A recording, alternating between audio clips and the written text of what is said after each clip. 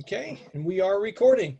Episode 15, whatever we end up naming it. As always, I'm Brian Kynes, the creator of the Tales of Ulran, which is a homebrew optional version of D&D 5th edition in our own world that we're kind of creating. As we're playing together, we're writing the book. Beside me over here is Ron. Ron, once again, is going to be playing the ever so wise Ignatious Thistle, what is his last name, Ron? And you're muted. Yep. Thistlebomb. Thistlebomb. Just so you know, it's a very avian name. We don't know. We don't know. Sean, down below him there, will be playing the role of Sha-de. We didn't ever come up with the last name because Sha-de is just cool enough it stands alone. Very nice. And down below me, of course, is Jeremy Keaton.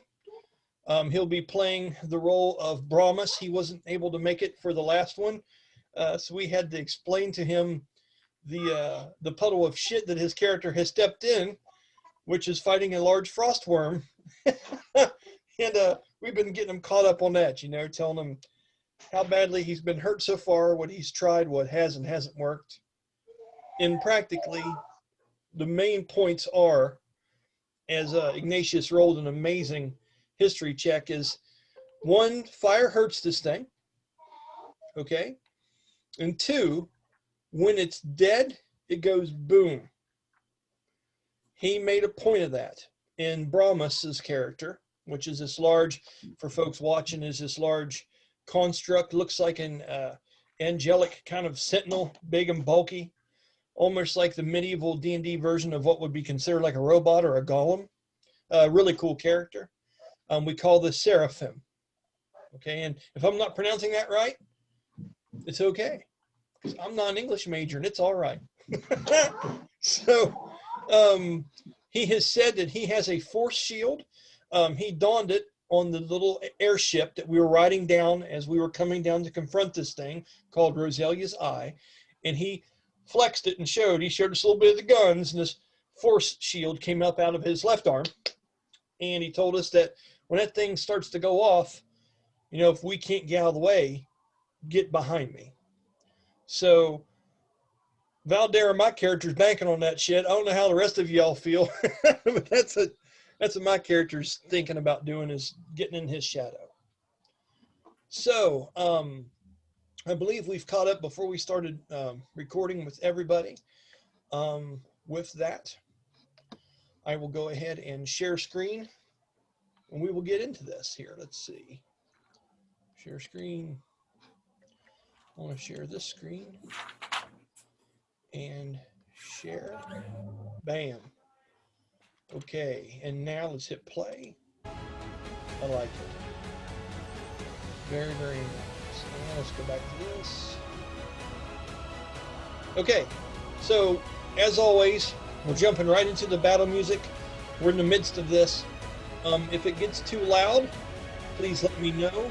If something needs turned up or adjusted, all you gotta do is say so and we can make that adjustment. Everybody cool?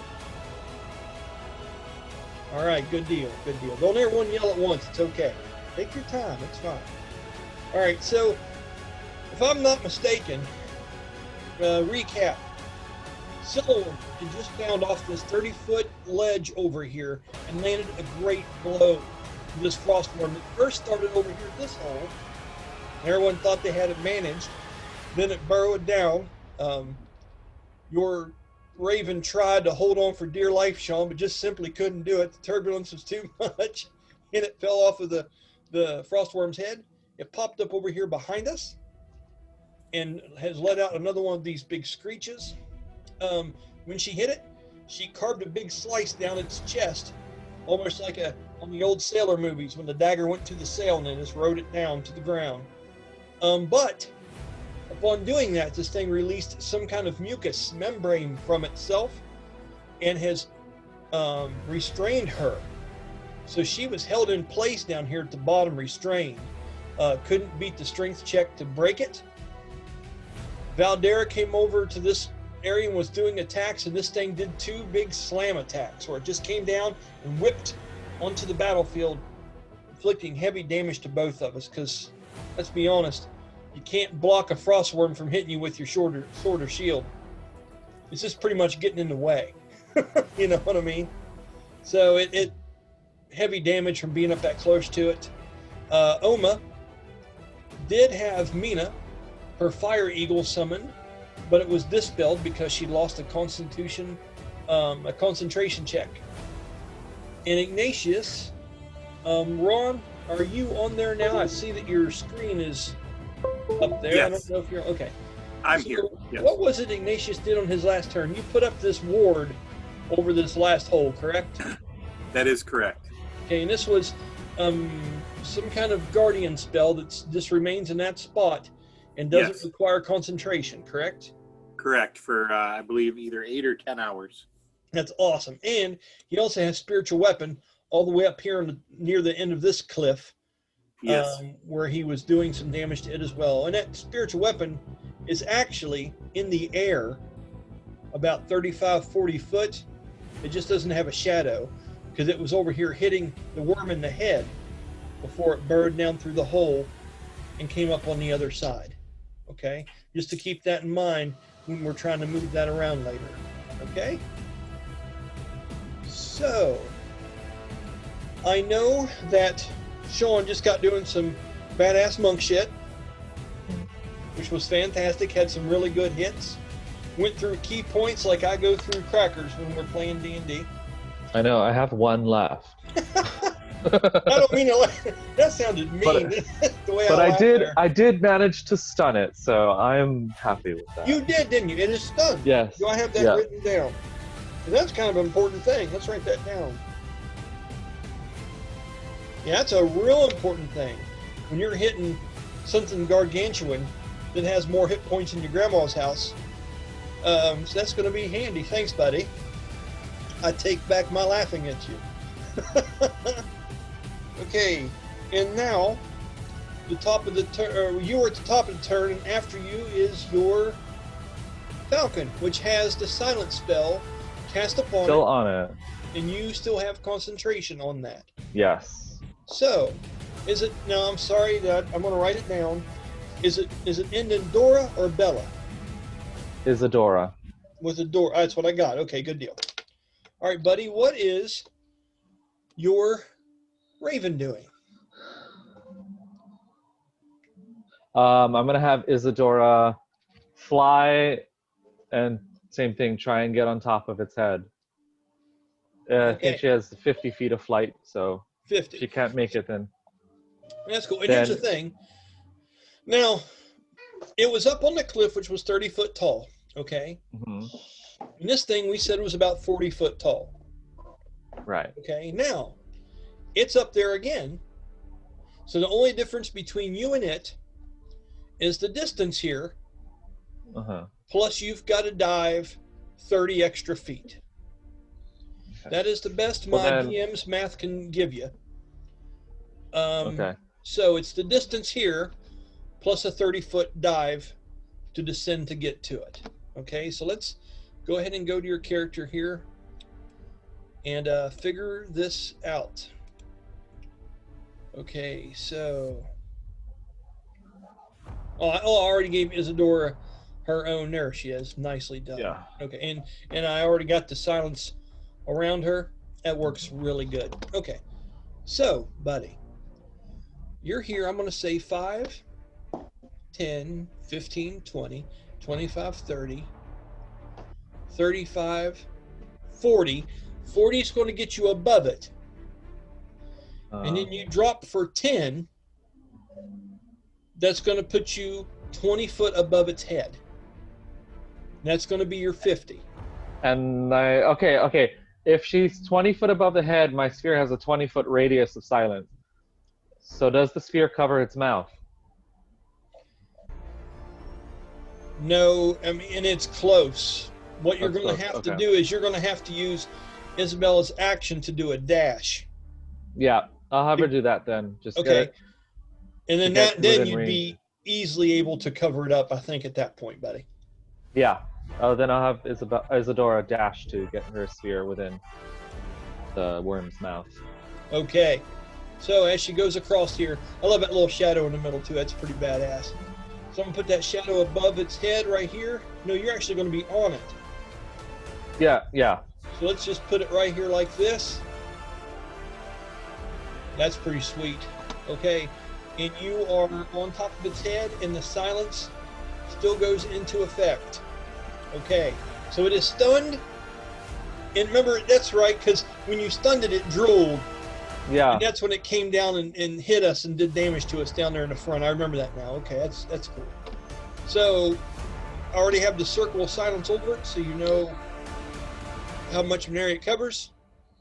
And is there anything else Isadora is doing on her turn? Nope. That's all she's doing. Okay. So moving on down the list. And mind you guys, there's a lot going on. So if there's someone that has a status ailment or something that I've forgotten, please speak up and let me know. Okay. The next person to go is going to be Brahmus. Jeremy, welcome to the fight, buddy. So you're over here, okay, and you had climbed up the cliff face, and you're over here on the edge. So you are a ways from this. You've got 30 foot to climb down. Now you could jump, and that'd be quick. But you're going to take 18 points of bludgeoning damage if you do that. It's 1d6 per every 10 foot. Okay? Right. So if that's what you want to do. You know what I mean? This hole, although it tunnels down through here, connects to this creature somehow. It's burrowed through here, and you've got to think, you know, this may be the only hole. This may be a tunnel that leads into different things, because what we saw from the city, if you recall, is this creature was attacking this, what do you want to call it? Not Caravan. a platoon, caravan, right? Is that what you want to call it, Ron? Yeah, I would say so. Okay, it's like Brad Pitt. It's a caravan. So, and it came up and attacked them, attacking their wagons, their ponies that were pulling the wagons, and the remains of the creatures that they had brought to New Gemdar to do battle with us in the arena. Okay, so this creature is smelling something, or is hunting something. It has to do with these wagons, and is seriously drawn to it. Because this isn't, no one has said this is something that's normal. You wouldn't think this would be something going on. You are 30 foot there, and 5, 10, 15, 20, 25, 30, and then 30 foot more to get to the base of this. So if you dashed, you would be able to possibly make it, but you'd have no action left other than bonuses, reactions, shit like that. It'd just be a dash. Or you can try something else. It's completely up to you, buddy. You have Fiery Shield of Faith on you, which we discussed. Oma cast that on you, and she is holding. She held concentration on that. I'm trying to think. Ron, is Shield of Faith a concentration spell? Let me look it up real quick. It certainly is. I'm pretty sure it is. I think it is too, but let me look.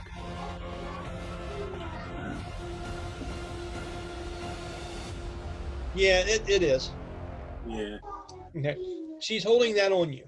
Okay. So, Brahmus, it is your turn, sir. What would you like to do with it? All right. So,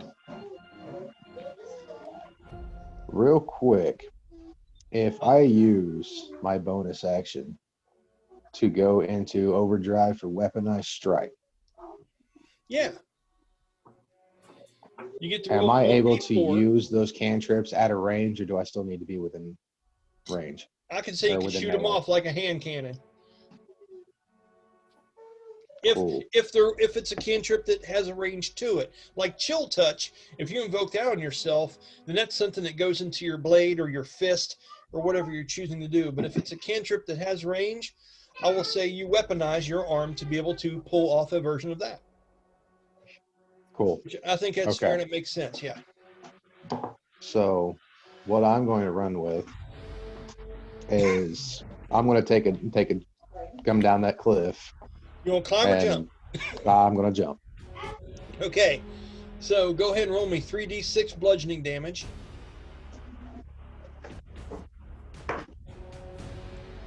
Five, 6, 3. 14. Okay, so here's what you do with that. Merc, your body, because this rocked you to the inside. This wasn't something that your armor or something could have protected you from. Okay, so this is going to be straight damage. So you got 7 and 14's 2. So you take 2 to your outer. 4, 8, 12, and 3 to your inner. Okay, and then Merc on the inside takes 2 points of lethal and 4 points of non-lethal. And I'm pretty sure I did that math for you pretty quick. You said 2 points non-lethal? Yeah. And then when you fall down, Merc's inside, and you get jarred, and you almost have to go down to one knee to regain yourself, but you feel that the body has handled this very well. Okay? Okay. Okay, at that point, you are now within 5, 10, 15, 20, 25. Now you're just within 30 foot of the creature. All right. And I've got 35 feet of movement. So did I use any movement to jump down? I'll say you used 5. Okay, cool. You know what I mean? I'm going to try to get upright on this thing as close between it and Sylowen as possible. Well, you know what? Let me rephrase that. You know, you went distance and time. I'm going to say that had to take the 30 foot to go down there and regain your footing. So if you want to get 5 foot closer to it, you could. That would be it at this point. I misspoke, Okay. Jeremy. Yeah. Well, that'll work. You want to just hold there? Or you want to go 5 forward? I'm going to go ahead and use my major action to dash. Okay, you could get right up on it at that point. Yep, that's what I want to do. Okay, are you going and getting around these two and getting in front, creating a barrier between you and it, or are you standing at a different angle? I'm going to try to get over kind of towards it and Sylowen, try to see if I can get between it and her. Okay, you would have to share. You couldn't share the same cube because she's held down and has the stuff on her, but you could get right over here, or you could get right here, whichever one you wanted to do. Yeah, right there, be fine. Okay.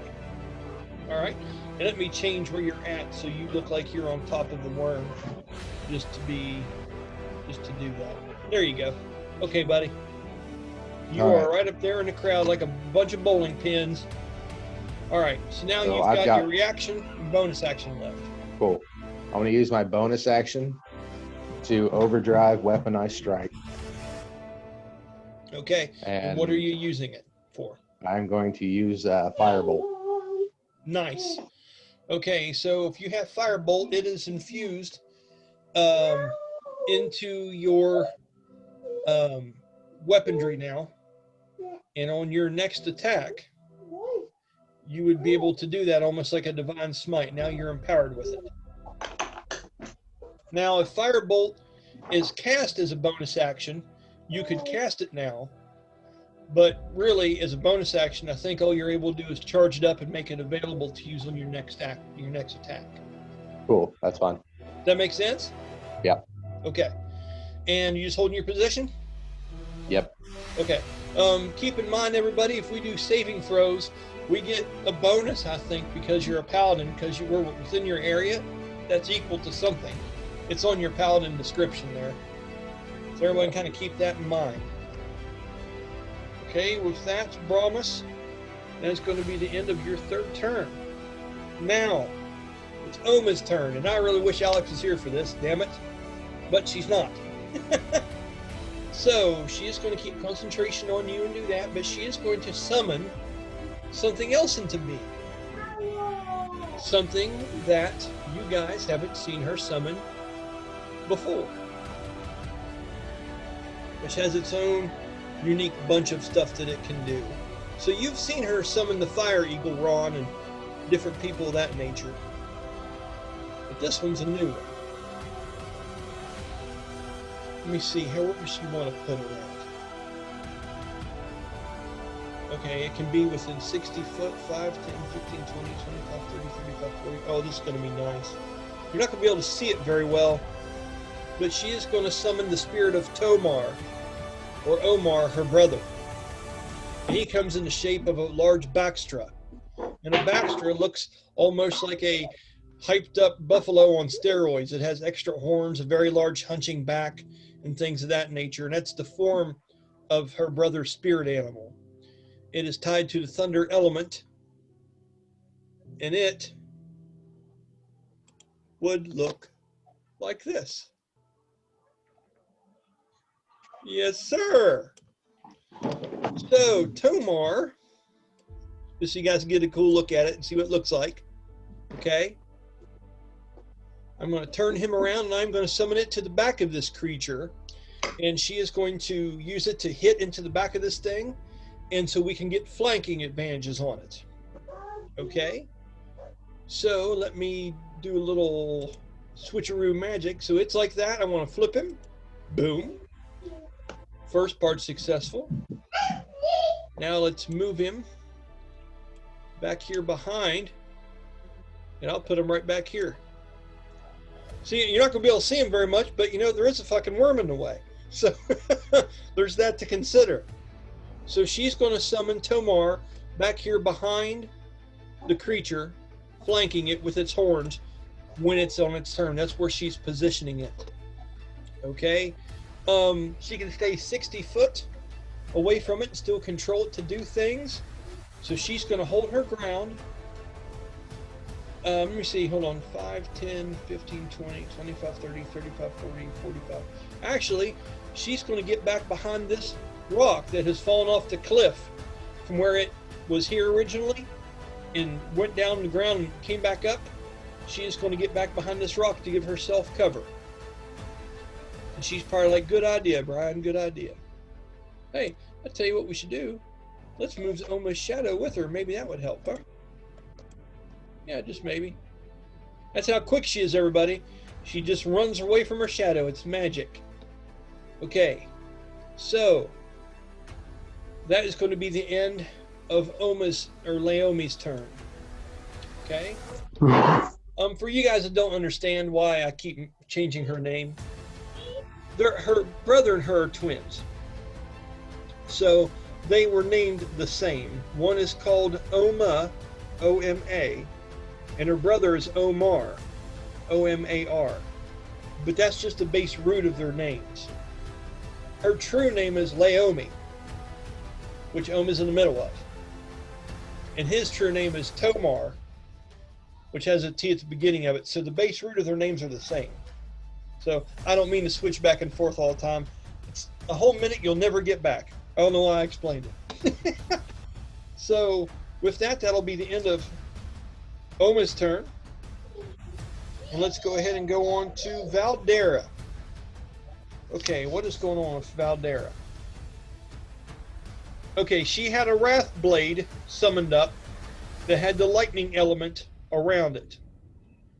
She also had used Herald's Vigor, which gives her the strength of a large size creature. So those are the two buffs that she has on right now. Now, as far as people stunned, the Frostworm is stunned, Sylowen was stunned and held down, and those are the only two affected by it the last turn around, I believe. I think Ignatious was fine. I was dazed. You were dazed, okay. Write that down. That means things pretty much have disadvantage and your movement is halved until you're able to snap out of it, which you'll get a roll at the beginning of your next, after you've had one turn of the day's condition, you'll get a saving throw at the beginning of your next turn. And I think it lasted for 2 turns maximum, didn't it? Correct. We two rolled rounds, and it was 2 turns. Yes. Okay, buddy. Like I say, a lot of shit. Okay. So, sure looks pretty. A lot of stuff going on the map. Valdera is going to go ahead and unleash her Blade of Wrath, but she's going to move along the side a little bit to do that. Okay, so let's go ahead and go to her. Valdera. Okay, 5, 10, No, actually, because she can do it from a distance. 5, 10. I'm going to put it right back here because she doesn't want that damn mucus shit hitting her the same way it did Sylowen. Okay? So she's going to stand back and she's going to shoot this down. And when she does, guys, she hefts that great sword of hers, Wrathhaven, and she takes it around and strikes it down on the ground. And as she does, lightning seems to erupt from the blade and travel through the ground, blowing the snow up in fissures. As lightning goes into and hits the creature with a forceful blow, leaving a large slashing strike into the side of the creature. I got a roll to hit. Natural 19. Natural 19s are criticals for Valdera. This is good. Just so you know, because it's done, all rolls get advantage on it. So attack rolls against it get advantage. Oh, really? I'll try for a Yep. 20. I keep forgetting, buddy. Thank you. Nope. Got an 18 though. 19 still a critical hit for me, so that's awesome. So now I get to do what I like to call Valdera damage, which is a lot, because Valdera is a crazy strong character. So 2d6 for the sword, 1d6 for thunder, and then I'll do on this turn. I will use her weapon specialization, add a 1d4 to it, and then what else do I have with her? That'll be it for now. I'll call it there. I think she has. Oh, nope, she gets another 1d8 for the effect of the thing. Okay. A lot of dice. Here we go. Now, that's not real good. That helped. Okay, cool. She has 2 weapon grips, so she can re-roll 1s and 2s one time. That helped a lot. 2, 4, 5, 6, 7, 8, 9, 10, 11, 12, 16. 16 times 2. 26, 32, plus her bonuses.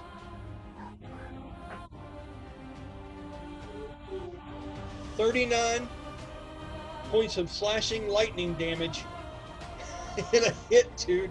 And that went straight to it because she got a breaching attack. So you guys see that, Brahmus, you see that lightning streak from her and hit this creature there on its side. It's stunned, but that doesn't, it's still going to remain stunned. Isn't that the case? Sean, is that if you hit the creature, it doesn't snap it out of being stunned. It just No, it doesn't. It stays stunned. It does, I think, get a saving throw at the end of its next turn. So. Okay. All right. So that is going to be her turn, and as her bonus action, make sure I don't want to throw something else in here just for flavor. But I have so many neat things I can do with her. Let's say, just for shits and giggles. Okay. Well, let's not do that.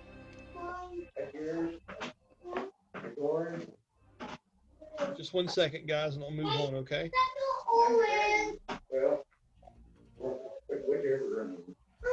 Oh no! With stunning strike, the worm is stunned until the end of my next turn. So.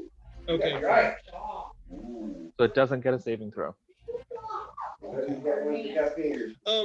Now that she doesn't have lightning around her blade, she is going to start stirring up, and it looks like she has 0 gravity around her body as rubble off the cliff face and stuff starts to encompass her.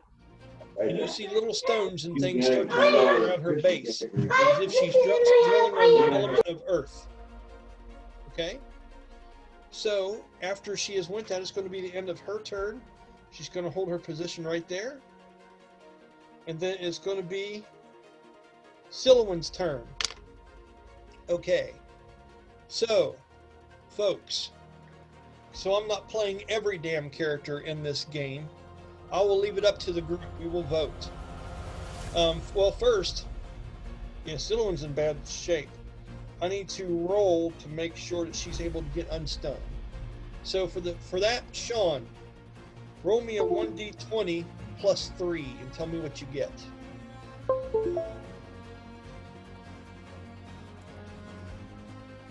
$21. That breaks it. Okay. So now she is not stunned or dazed at this point.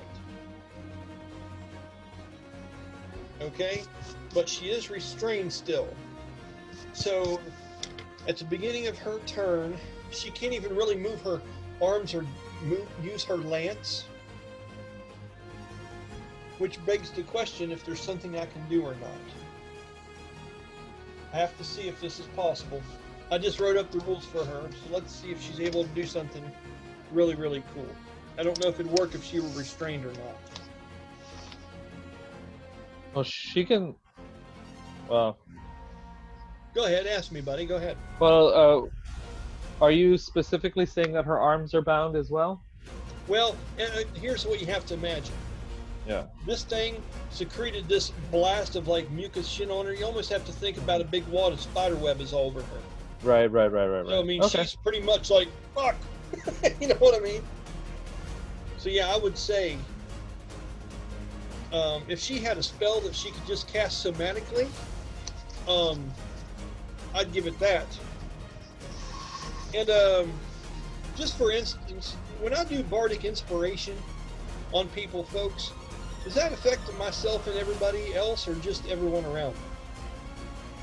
I think it's just Bardic everyone else. That hears me. inspiration. What? I think it's just everybody else, isn't it? And I'm looking here. Well, like I know it affects one. Yeah, it's just one person. And then Yeah, she I believe took the it's path where she can you affect can do one two. person besides yourself. One other creature, yeah, other than yourself. Okay, so all she can really do now is try to break the restraints of this stuff on her. Okay, so the strength and amount of this snot junk that she has on her, Jeremy, I'll let you roll what its DC is. Roll me a 1d20. The 9. Okay, and add a 1d4 to it.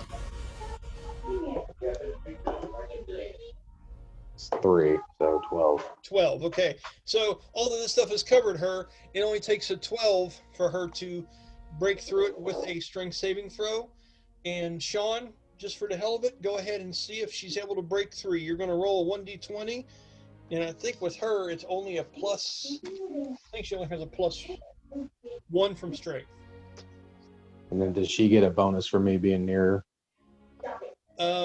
Only. I think it's only on spell saves and things like that. I don't think it has to do with an ability score or ability checks. But if you have it there written, I think I have the paladin class written on yours, don't I, bud? Yeah, I'm looking at it here. Okay. And if she does, that'd be great. She can sure as fuck use it. So she rolled a 12, so 13 total. Okay, so she did break it then. Yeah, because all she had to do is match it. So regardless of the help, she's able to use her major action and clean herself off and get this nasty globulate of mucus off of her body. Okay? So she was unstunned. She has unrestrained herself, or freed herself would be the easier way to say that. Unrestrained. I'm ridiculous. Now we've got bonus actions and reactions and movement to use. So I'm going to say it took half of her movement to get up, because that probably held her prone to the ground. Okay, so I'm going to give her half of her movement left. Okay. She has the feat Steadfast Assault, which means that she can use half of her movement to make an extra melee attack on her turn. Okay, but it's just one. So, yeah, I can't, the vault that I do is a bonus action to vault. So literally I have enough mechanically on her where I can still vault up from that spot and come down on her with just a one attack, but I have nothing else after that. Technically speaking, I can do that. So that's what I'm going to do. Okay? So she can vault at her level 30 foot up with a bonus action. And she can target something within half of her movement around her, and she's in melee range of this fucking thing. And it's stunned. Okay? So I'm going to roll This thing we said was between 30 and 40 foot up, right? Yeah. I'm going to say at 20 foot, I'm going to add a 1d20 to how high it is. Ron, would you roll that for me, please? A 10 would be 30, a 20 would be 40 foot up. 9. Oh, okay, so it's right there at 29 foot up. If I can vault up that far, no, still it wouldn't be enough. Still wouldn't be the same damage. I could jump up, and it wouldn't give me any bonus to vault damage because there's no falling. But I could jump up and get a normal attack on its head without the falling damage from the vault. That bonus damage I get from jumping is considered hitting something with all my velocity coming down at it. I'm literally like barely dunking the basketball. I'm like jumping up and just barely getting it in. So I'm going to do that with her. And I'm going to jump up and come down with one attack on top of this sucker and try to land a lance pierce on top of this fucker's head and remain there. Now the good news is I don't have to do anything spell-wise up there in that silence, so this isn't going to hurt me. And let's go ahead and find her real quick. There you are, Sylowen. Okay, Sylowen, getting busy, taking care of business, jumps straight up into the air. Says, hello, Isadora. It's good to see you. I've got wings on my helmet. You have wings on your back. We should talk sometime. And she stabs at the creature. Jeremy, roll me a 1d20 plus 11. Tell me what you get.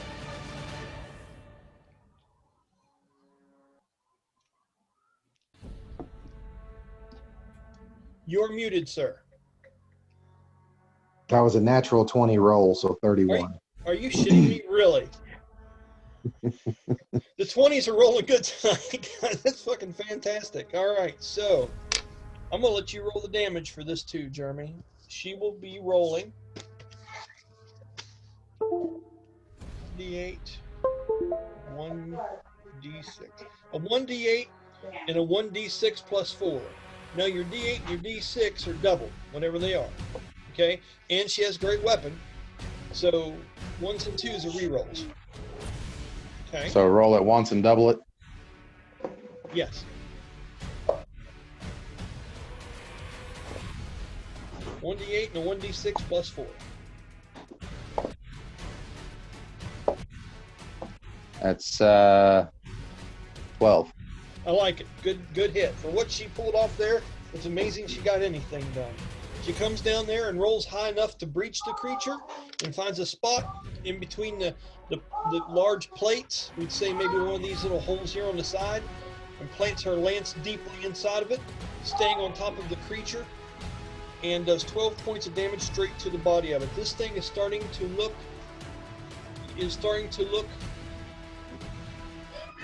hurt. I will say that. Okay? Now that the DM is done playing all the characters, let's let the player go. Iggy, buddy, you're up. You're dazed. You're off the map. You're sick of this shit. What are you doing, man? Alrighty. I am. Alright, let me see here.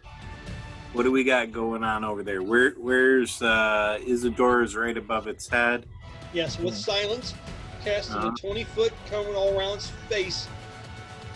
So when it wakes up yawning in the morning, it doesn't shock us or anything anymore. You just saw Sylowen break free from all this stuff, Ron, and really coming back with a vengeance and landed a great hit on top of the creature's head, right at the peak of her vault. Okay? Brahmus is there at the base of it with the fiery shield of faith. Valdera just went at this sucker with lightning and it's stunned. I mean, we are utilizing our round very well, thanks to Sha-de.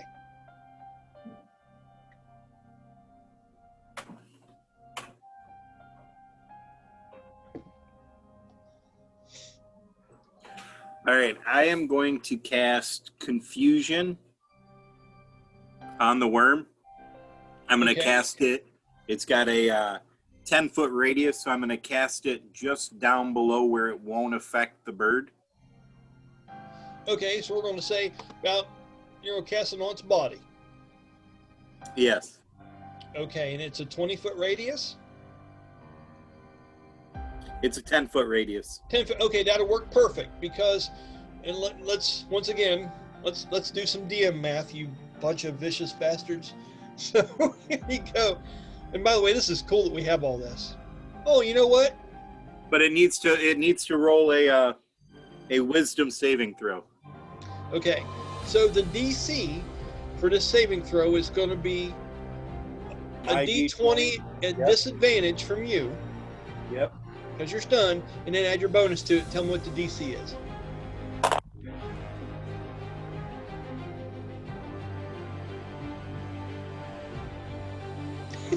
Ron's checking the satellites, calling NASA. I have a confirmation on the 20. Wow. Well, it's 14. I rolled 2 14, both of them, plus my modifier. Okay, and you know what your modifier is, my friend. Yeah, my modifier is a 9. So you got a 23 DC wisdom.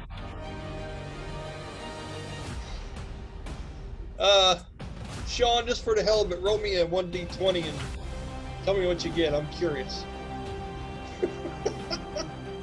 3. Yeah, it fails. A natural 20 would have beat it, but no, not hardly. So I want you guys to understand that not only has this thing been shocked, stabbed, stunned, and now silenced and confused. So that's a lot. There's a lot going on. I'm running out of room to write down status effects on the worm on the stat sheet, just so you know. Let me write this down here. Dear God. Bunch of vicious bastards. Silence.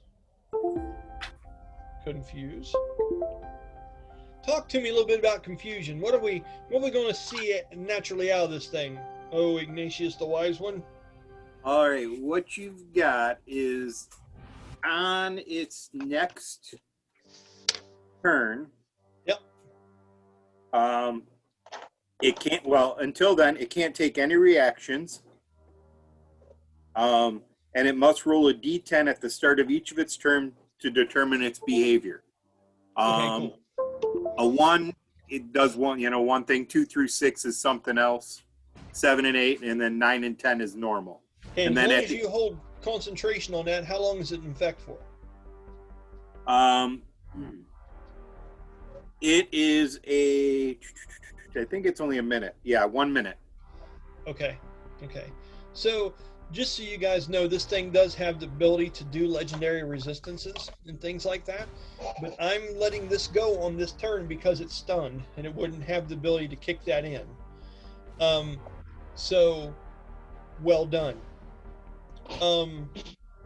Are you holding your position, Ron, or would you like to move a little bit, or what are you thinking about doing? I am holding my position because I am within range to do shit to him, but still not too close. I am not an up close kind of guy. I get it. Roll for that shit. And I feel like I have to do this just because we haven't seen Ron tonight. There's your square where you were. We'll move you down 5'10". There's Ron. Hey, everybody. Good enough. Okay, now he's back. He's like, okay, that's enough. Okay. All right. And this is my third round. This is our third round, right? Absolutely. So I have an additional action this round.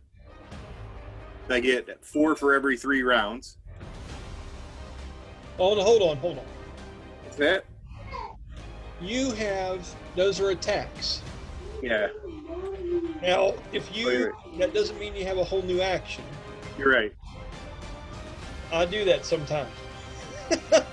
So Jeremy's like, fuck, how many actions do I get? Right, yeah. Grinning. I'm sorry, it is an attack.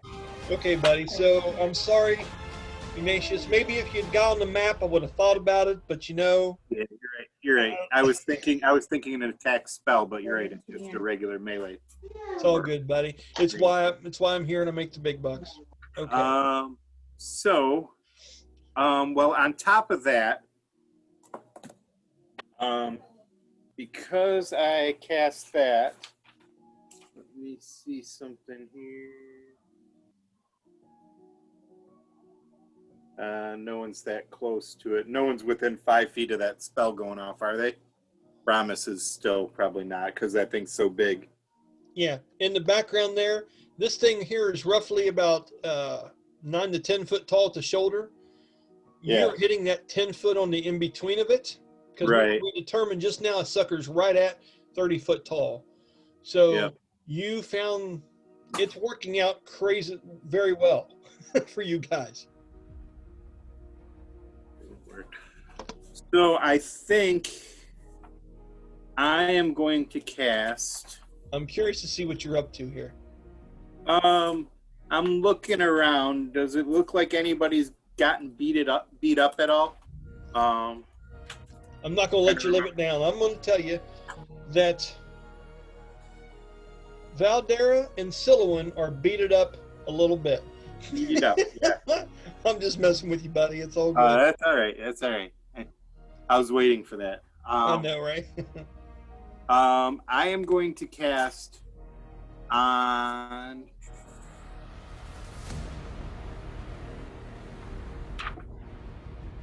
Is this healing word bonus action? Is that what you're up It to? is healing word bonus action. Yes. I like it. I'm going to cast it at a 2nd level spell Okay. on Valdera. And does this automatically hit somebody within range? Yes. Okay. So this is going to heal for. And you're hitting Valdera, you said, right? Yeah. Okay.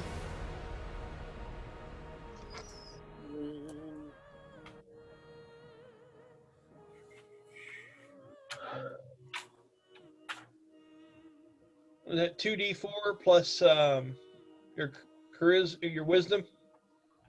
No, it's just. Let me see here. Because you cast at level 2. Yeah, at my spell casting and my spell casting modifier. Okay. Which is A 5. 9. Okay. So she is going to heal for.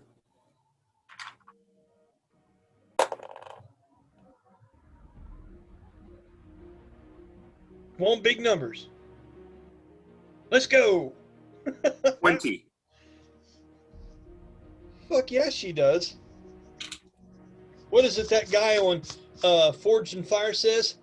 It will heal. Yes. Instead of it will kill, it will heal.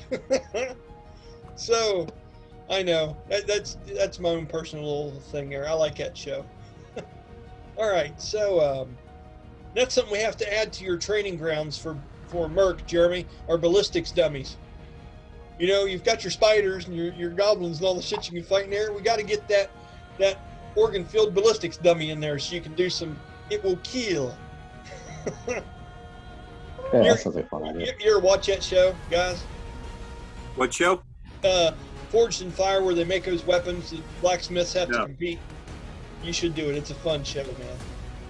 All right, so Valdera perks up quite a bit. That's a significant amount of healing, Ron, as she turns around and looks to you. Almost, you know how Valdera is. She's that tough chick. She doesn't want to straight out thank you too much, but when she looks up at you and stuff, and she flips her hair back out of her face, and it mops over the side of her head and shows that shaved side, she looks up at you and gives you a very knowing nod.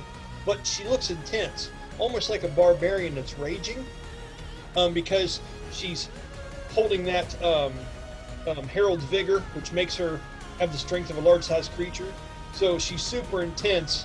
So she's just giving you this intense kind of nod as a thank you, as a free action. Ron, is that the end of your turn? Yeah, since I'm holding my movement, yes. Okay. All right. After that, good round for Iggy. He's doing all kinds of good shit for us, people. It is going to be the Frostworm's turn. Now, before that, I did skip it, and I think it's okay to do this now. I have to give Tomar his turn back here. The Baxtra large creature. I forgot to do it as soon as she cast it. It's its turn. It is at the back here. It will do. Okay.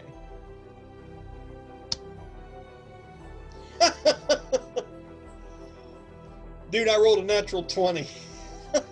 That is like the fucking third 20 in a row. Tonight's good, people. Tonight's good. Stars have aligned.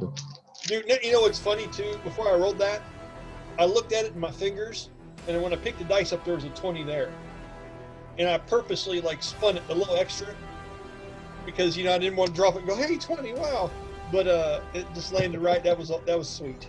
So this thing is going to do an upheaval move to the back of this creature, and I get to roll damage twice my dice. We have done a shitload of this on this turn, guys. This is outstanding. You're welcome. You're welcome. Fuck yeah, all day, buddy. All day. You get MVP rights, my friend.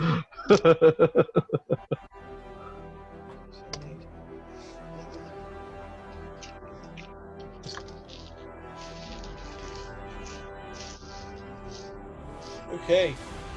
As the horns go back into the creature from the back side, you see snow shake down off of its form. As it shakes like this, and you hear this, like this deep groan come from underneath of it. As it does, you see what looked like to be a yellow light coming up from around its mouth, almost like a lantern is coming out of a tunnel. And then you see static shocks come around and wrap around the teeth of the creature and come out around the mouth as if lightning has been released inside of the large chasm inside of this creature. As it releases a thunder wave on the inside of this creature. With its horns, it takes, oh my. And with that, I want everyone to roll me a perception check with a DC of 15. Am I rolling it with disadvantage still? Because I was stunned. I would assume. Yeah.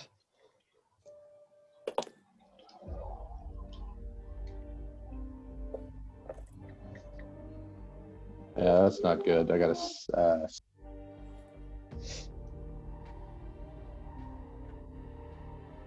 16. Okay. What'd you get, Jeremy? You're muted. I got a 6. Okay, and Sha-de? 16. This creature, Ron, you guys, this creature is bloody. Officially now. Okay? As that happens, it is the worm's turn. Okay. So, it is automatically stunned for this until the end of your next turn, correct, Sean? Correct. Okay. I'm going to say... let me look here. I just want to make sure I'm doing this thing justice.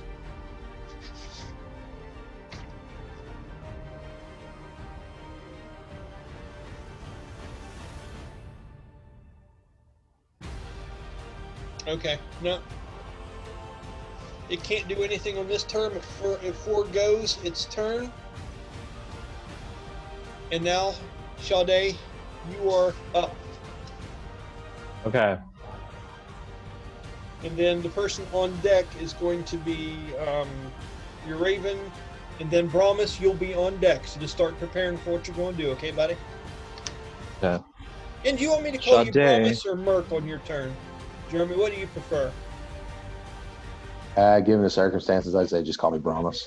Okay, I know. Because Merc's who you really are, but Brahmus is the construct. We can do that for now. All right, Sean, sorry, buddy. Have your moment here. It is up to you. You've sit back and watched this go well because of a very perfectly placed stunning strike on this creature. And you rolled a very high DC, and you hit that point just the way you were supposed to. Now that you've seen Brahmus has stood up in front of you, trying to hold back people, Valdir's unleashed a heavy attack. The big Baxter's to the back of this creature. Sylowen's up on its head. You guys are going full tilt on this fucking thing. What are you doing now, buddy? Sha-de is not taking any chances. She's going to take her 2 hits. She's gonna take 2. Let me see. Hold on, I'm filling up some documents. She's gonna make her first attack is going to be.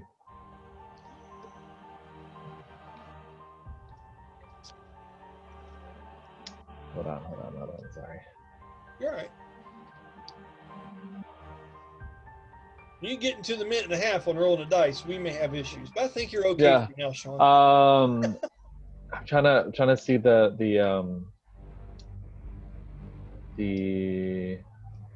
Ron, cast haste on Sean, please. she's definitely gonna punch, but I'm trying to get up my the shadow strike ability. Oh, fuck yeah, you are. Now, understand this. I will say this because this is new to you, okay? Shadow Strike, and this is where our game is a little bit different than regular D&D 5th edition, okay? Which is a great template to start with before you make it too complicated. Shadow Strike confuses a person to think that multiple things are attacking, so it doesn't get its weapon defense and dexterity and things versus it, okay? This thing's stunned. Okay. So what you would accomplish is the extra damage that it could do, but that would be about it, sir. Yeah, I'm not gonna do Shadow Strike because I only have 1 key point left. I'm gonna hit it once. I'm just gonna punch it once. Okay. How many attacks per round do you have right now? 2 or 3? I have 2. 2 this round. I have 2. Okay. So the first one is just gonna be a regular hit. Okay. So that And you have feats and things too. Keep in mind, you got all kinds of fun shit, buddy. So it has advantage because it's still technically stunned. Oh, that's a lot better.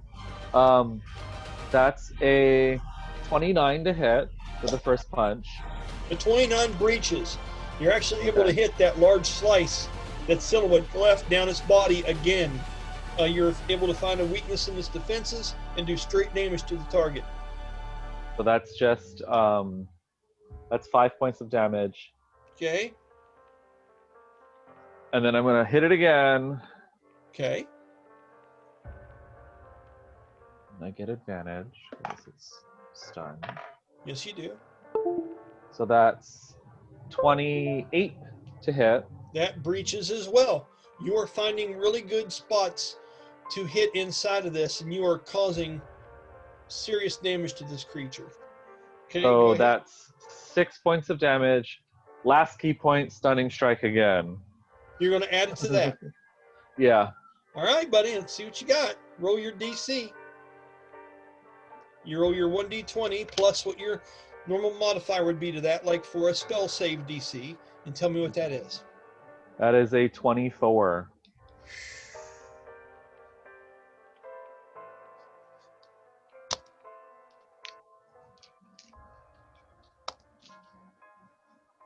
Okay. It used one of its legendary actions, which gave it a bonus to it, and ended up with a 26. It is not stunned again. Okay, then Sha-de is Brahmus, going you see to- the disappointment in Sha-de. She's like, "Oh crap!" This look of just dread comes over her face. Like, oh fuck. She maneuvers. I want to say she tries to maneuver behind the worm, Okay. and to get in its shadow. Now you realize there's this big spectral Baxter standing back here behind it. Yeah.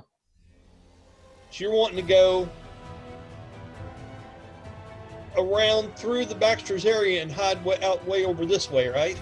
Yeah. Just So let's do I just this. need to get into a shadow. Let's do this. There you go. And you're back in here. Yeah. And then bonus action, if you will allow it. If not, then I just stayed in the shadow. Shadow step underneath to Ignatius's shadow on the ground. I'll allow it. I think that's cool as hell, buddy. I think that's really awesome. Yeah. That is baller. That is cool. Good job, bud. Use that in the future. With Yeah. him flying and we be able to do that, that's fucking nice. I would never thought of that. See, it's okay. It's okay for the DM to get out fooled sometimes. It makes shit fun. Yeah, it's fucking sweet. Okay. Yeah, it's all the stuff you can't anticipate that makes it interesting. Oh yeah, that was sweet. I would have never thought using that shadow. It's like I Yeah. throw a rock. Can I go under the rock? Absolutely, absolutely, you can. All right, so that will be the end of a not horribly successful but a clever turn. A turn for the record books. Is that good for you, bud? Yes. So now it's Isadora's turn. Let me pull up her stuff. Sorry, I had it all up and then it's all. Hey, we've heard it all before, buddy.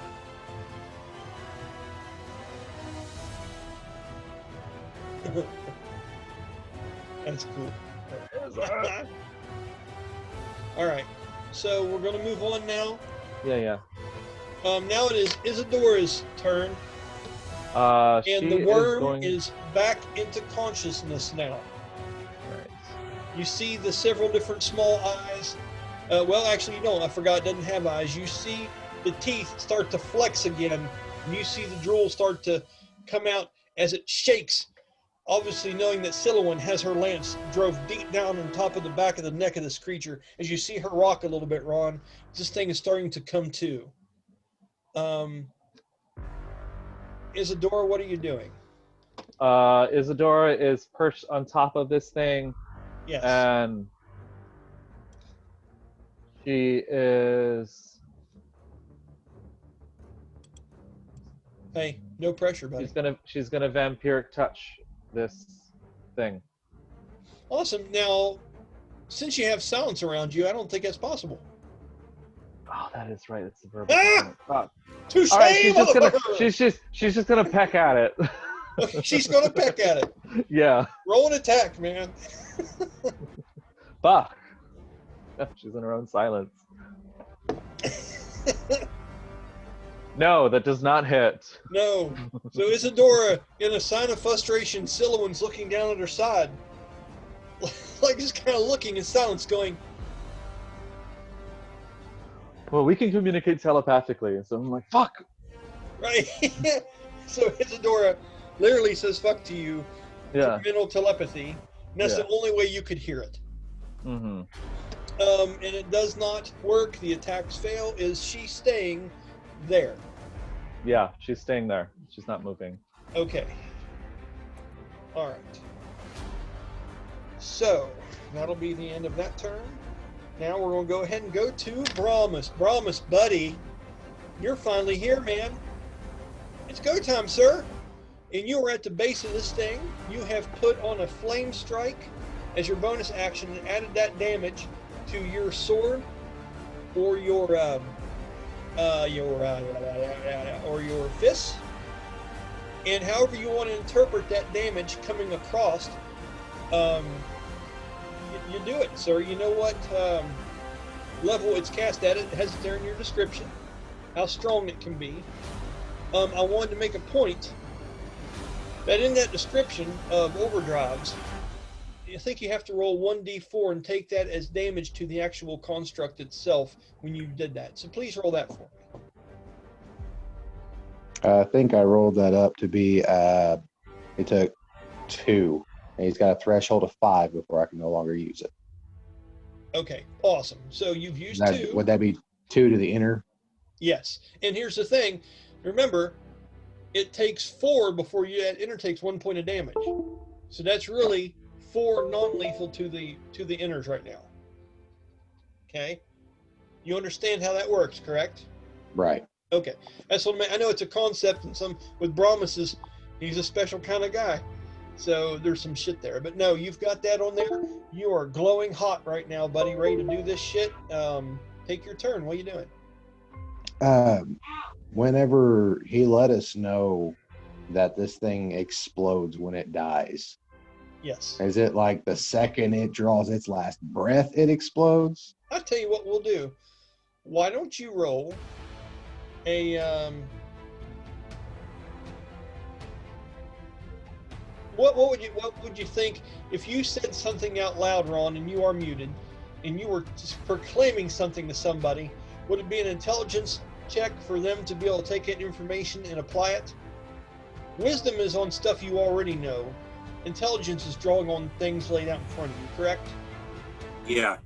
So I need you to roll me an intelligence check with Brahmus, and we'll just see how well you interpreted the wise teachings of Ignatious as you guys were sailing down the airship. He's like, the shit goes boom, guys. Right? An intelligence check. It turns out to be a 16.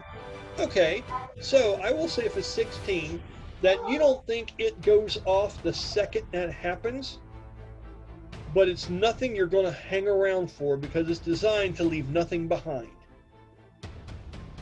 We're talking, what is it in the Fifth Element? What does she say? Yeah. Big bada boom. Yeah. Big bada boom. Okay? All right. And you should have a few seconds, and that would probably be it. He is going to use a free action to tell Sylowen, quit hitting this thing, get away from it. Okay, now I will explain to you. You saw that it was bloody on the last turn. Okay? Mhm. That means half of its hit points are gone. Okay? And you just saw them do over 120 points of damage to this thing.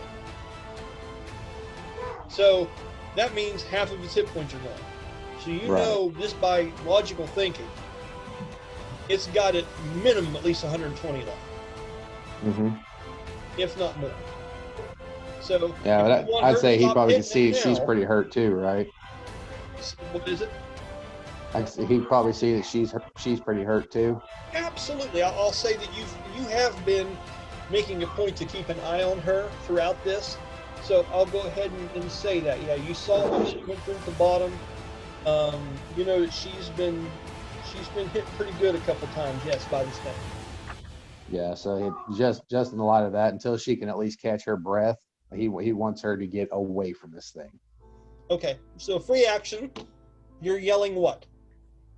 Just get away from it. Take a breather. Remember what I taught you about overusing your strength. Okay. Roll a persuasion check.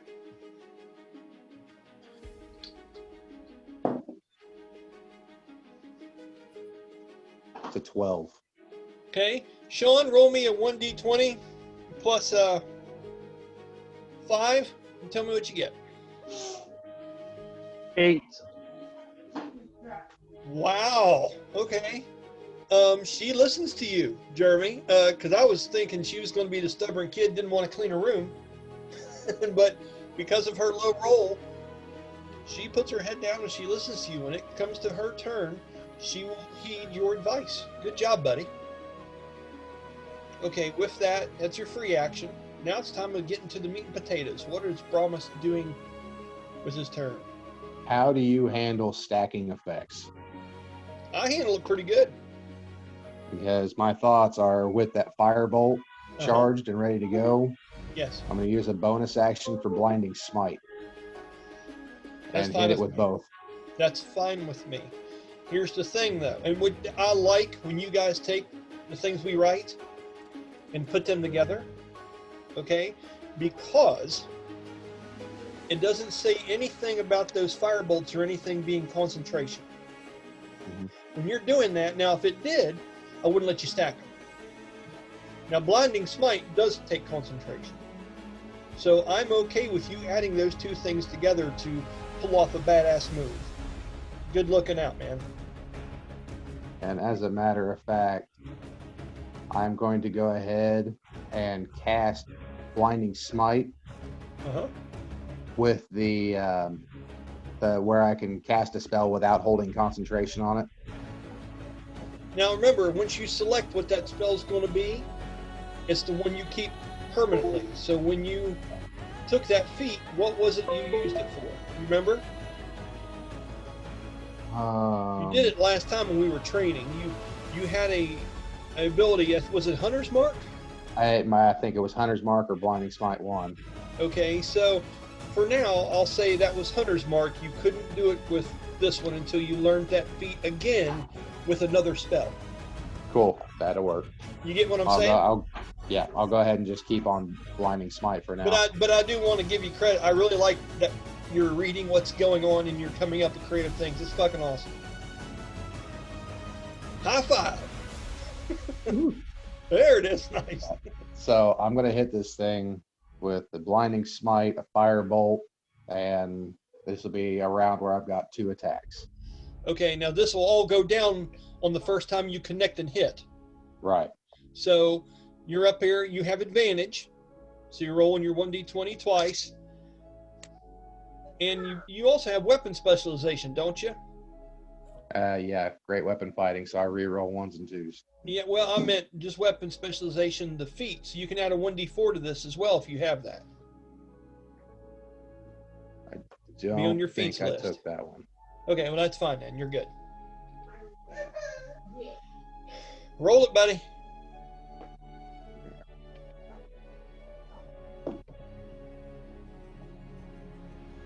You said it is advantage. Yes, it is. Thank goodness. That's Okay. a 17. Total? Yeah, got it. I don't think I took weapon specialization, so yeah. Okay. 17 hits it, but it does not breach it. So its defenses will be in the way of this attack. But you did make contact. Okay? So, as you reach forward, do you want to say that was with your sword or your fist, buddy? It'd be with the sword. Okay, with your sword. Okay. And I'm sorry if I paused there for a minute. It said my internet connection became unstable for just a second, but now I think we're back. So, all right, you've rolled that. Go ahead and roll your damage and tell me what you do.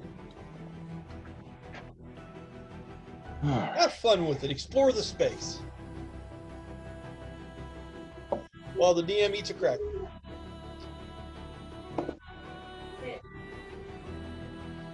All right, that is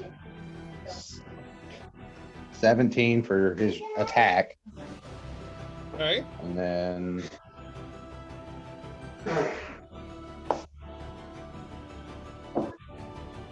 10 for firebolt. Okay, there's 27. Blinding smite is 7. And did you do that? What level? Let's see. Blinding smite, 17 damage. I went ahead and just, it's at 3rd level, whatever it is. Okay. I think it was 17, and it needs a con save to avoid being blinded. Okay. So you did how much total? For blinding smite, 17 damage. Okay, so you did 27 and then 17 more, correct? Yes. Okay, that's what I thought. Buddy. Yeah. Okay, so, and what's your DC for it? Roll a 1d20 and add your spell DC to that, and that's what it has to outroll to not be blinded. 14. Okay? That's a constitution, right? Yes. He passes that easily. This thing is, it's a worm.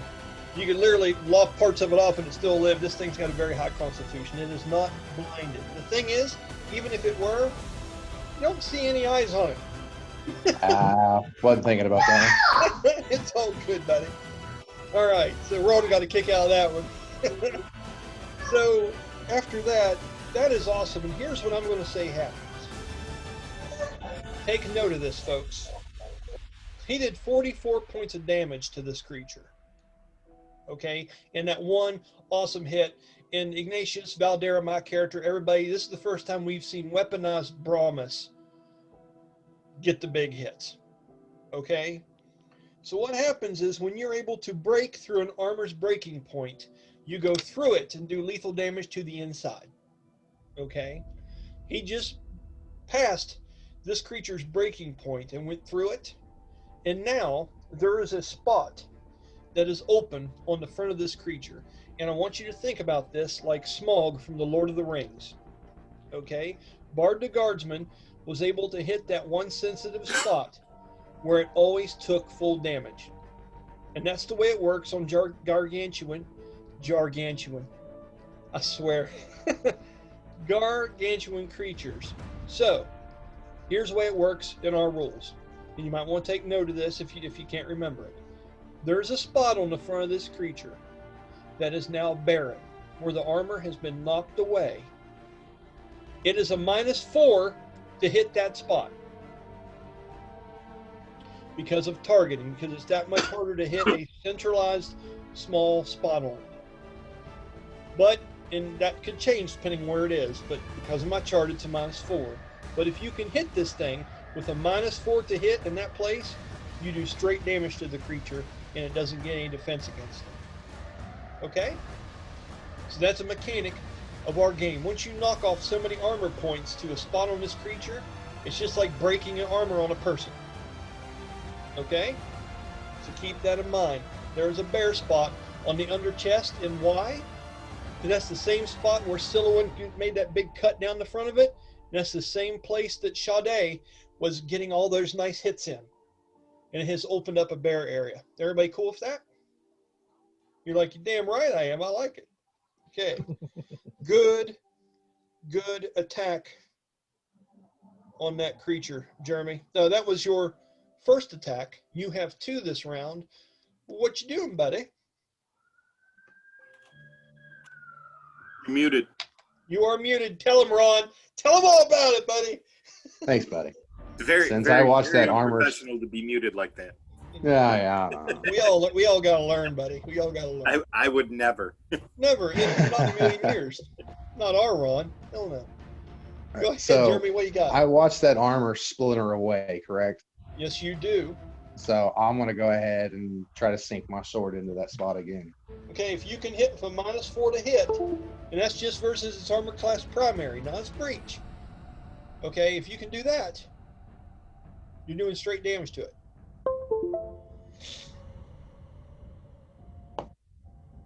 Advantage still, it's being flanked. That's a 14 plus 9, so 23. Yes, that breaches. Do your damage, sir. This is a sword swing. Yes. Please be sure to call those out before you do them. And also keep in mind that divine smites don't take anything to enact. So if you want to add a divine smite to that move, it takes magic points from you. But you can do it after you've already made the attack. That's something that has been laid out in the rules many, many times. And it If won't you choose affect to. concentration on blinding smite. Blinding smite's over. That concentration's gone. Oh, okay, cool. You already used it, bud. It will work. I didn't know if it worked like other smites where it went per attack or per turn, whatever. Nope. Yeah, that'll work. I'll go ahead and enact divine smite on it. Okay. And at your level, what is divine smite for you? I think it's just 2d8, isn't it? It is 2d8. Yeah. Okay. And Ron, If you would first level please, spot. while we're going through this, look up divine smite and see if we're using that properly. I don't think it takes a reaction or a bonus action or nothing. I think it's once the paladin makes a hit so many times, they can use a spell slot and put divine smite on an attack. But in our case, it takes magic points to do it. Yeah. But I'm pretty sure. What was your damage, sir? I'm sorry to interrupt you, Jeremy. That was 5, 10, 18 damage. And then 2d8. Damn. 7 radiant damage. Okay, what's total? 18, 7, 25. 25. All right, good deal. Yeah, you guys have got it right. No reaction, no bonus action, nothing like that. Just do it. So, Jeremy, I would write that down, buddy. What you just did was 69 points of damage between both of those, buddy. So you got the keys to Lamborghini, man. That's nice. All right. That has used up a bunch of your shit, sir, in a very well put together way. You also have your movement. Yeah, I'm staying right up on this thing until I know everybody's away from it. Now, do you have the steadfast assault feat? I do believe. You can use half Let your me movement check. to make an extra melee attack per turn. If you're not moving anywhere at all, you can do 2 extra attacks. But these just have to be straight attacks. You can't add things to them. And you can do that because of the steadfast assault feat, because you are not moving anywhere.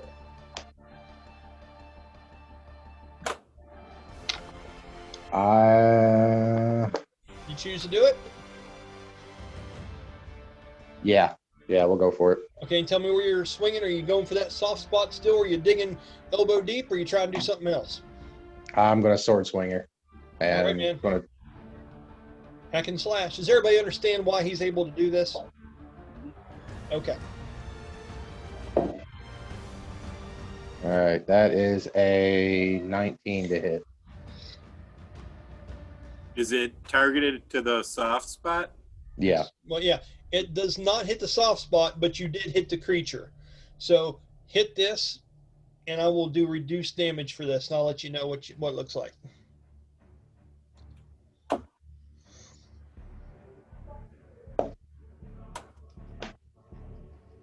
right, weapon attack, 17 damage. And then, yeah, I'll leave it at that, 17. Okay. Okay. It was not quite enough to penetrate it, but you did take a big chunk out of its outer shell when you made that hit. Okay. Okay, and your next attack? Still at advantage, correct? Absolutely. That's a 14. Okay, that one misses. Now, and I'm going to tell you why it missed. Because right after hitting that first hit and you guys opened up that big gap, this thing's awake and kicking, right? So as you go to swing back, it is going to take one of its lair actions, and it is going to hit you with putrid sludge because of where you have impacted it in a soft spot. Is that a reaction? It gets a certain amount of legendary actions by using certain points per turn, and it also gets other things. And this is taking from that pool. Okay, because I was going to say he is because of the confusion, it can't take reactions. But you know what? That's true. This is, I'm going to say, just for DM's flavor, this is almost like a nervous twitch that this thing has. It's almost involuntary. You understand what I mean? Well, that's why I was asking if it was a reaction or if it was something else. This is more like a legendary action it takes. It's almost like a contingency booger, if you will. And yes, we just need the phrase contingency booger.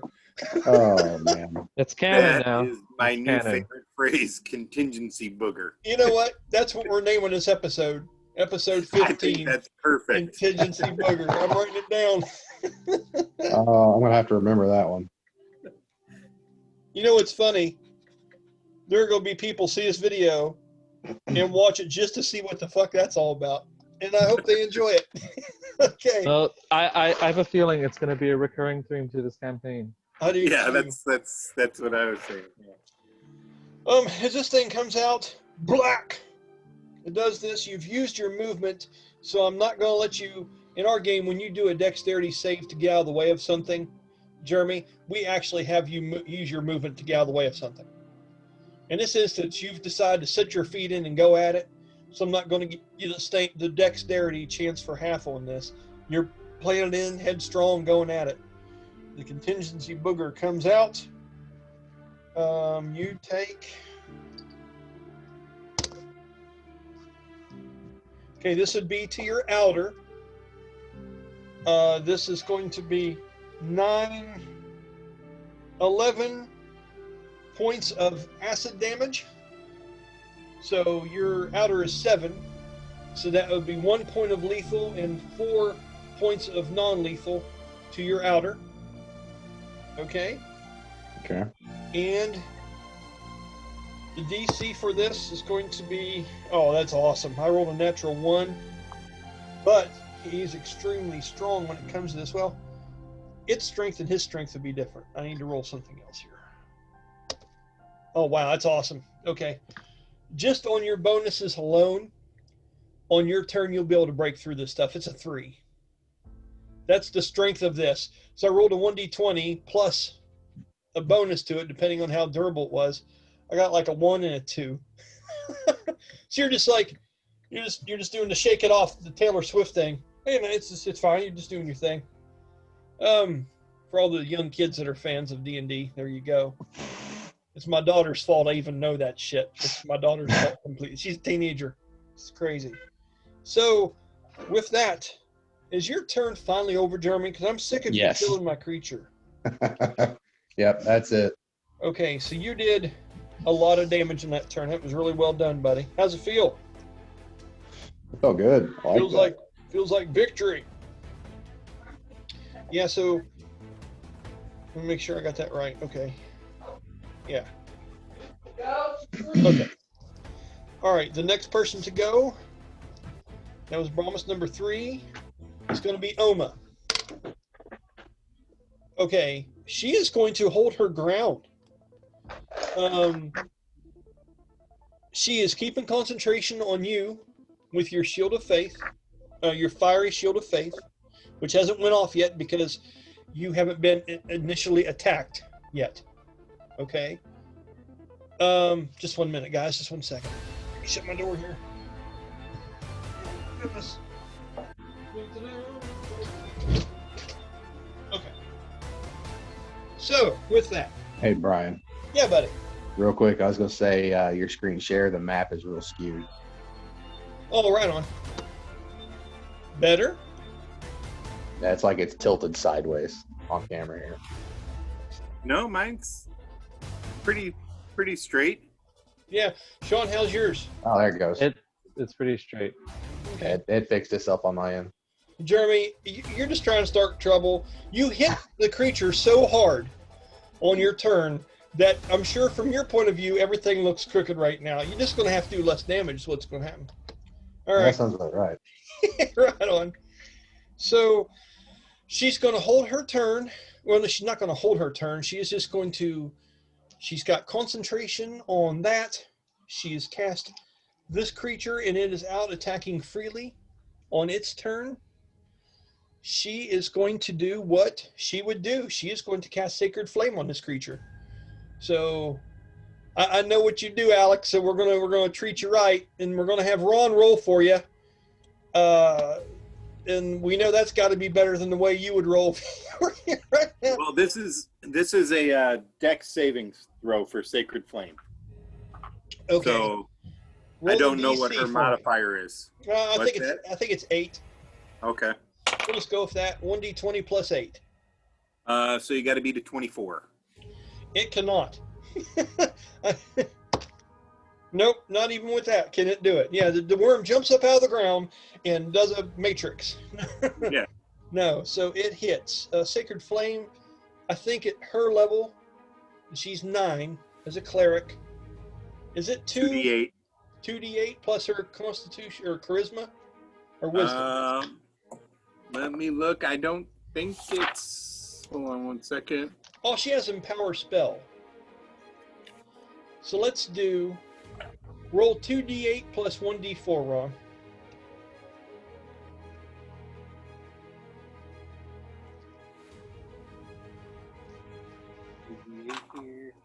And a 1d4. Yes. That's for whatever skills she might have on empowering spell or something of that nature. Okay. So 2d8 and 1d4. I have got a total of 8. Nice, buddy. And, that's Elma's style. She's not looking to do anything. She's doing what she's supposed to do. She's protecting Brahmus, and she's got Tomar out there doing the heavy lifting. So, Oma is still back here behind her rock, hanging out, just being skittish and completely happy with the way things are going. She would have healed Valdera, but you did that already, so she didn't feel obligated to take that step. Okay, we're going to end Oma's turn there. Now it's going to be the creature's turn. Again, back here behind it. he has this awesome move he can do, but when he does it, he's gone. Like he vanishes. But with the way things are going, I think it's going to hold its position and just do another gore attack on the back of this creature. I'm just gonna straight up do that and see what happens. Yeah, fuck yeah. And with advantage, it's fine. 18, 26.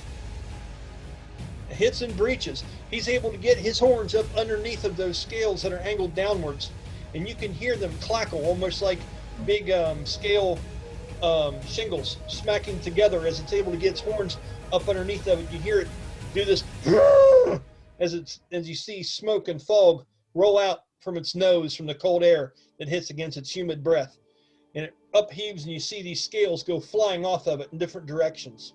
Okay, the damage for this attack is,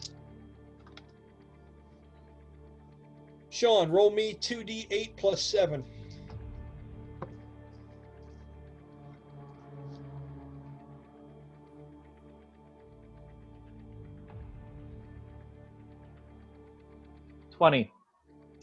Really? Yep.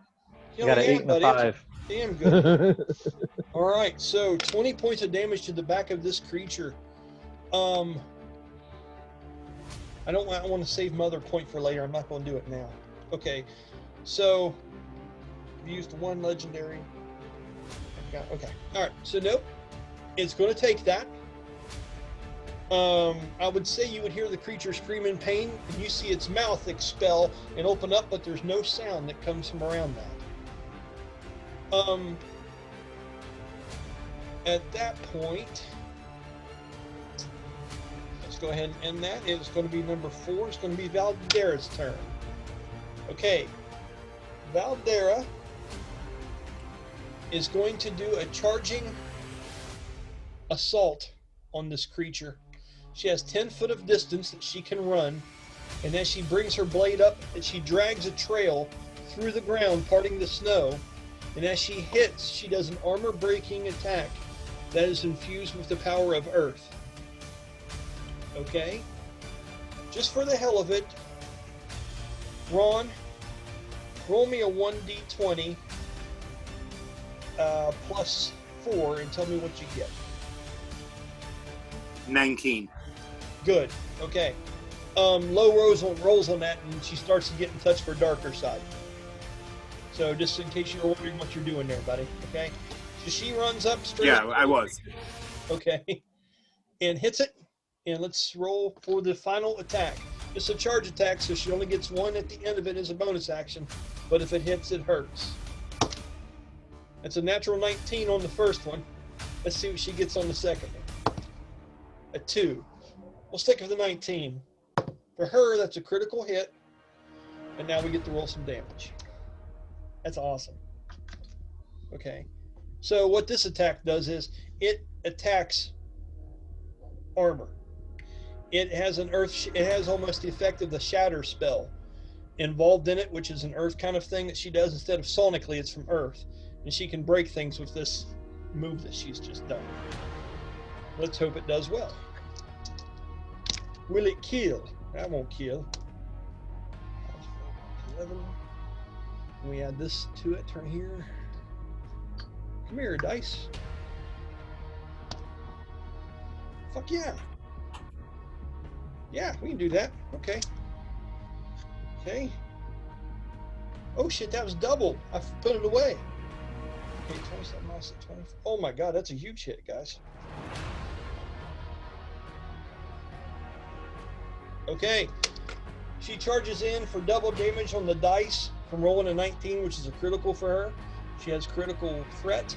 She ran in. She was able to do 47 points of damage on that one charging all balls to the wall maneuver. When she does, you see another one of these spots open up on the creature over here to the side. So now, Brahmus, you guys in this area, it is starting to take a lot of heavy damage along that side of the creature. That area now is going to be a -2 to hit as it is getting bigger. and it will take straight lethal damage if it is attacked in that location. Okay? Keep a note of that.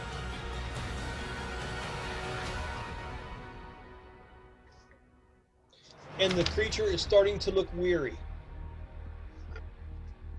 Okay. That'll be the end of Valdera's. We got 4, and we got 5. With Sylowen, Sylowen is going to listen to what she's been told. And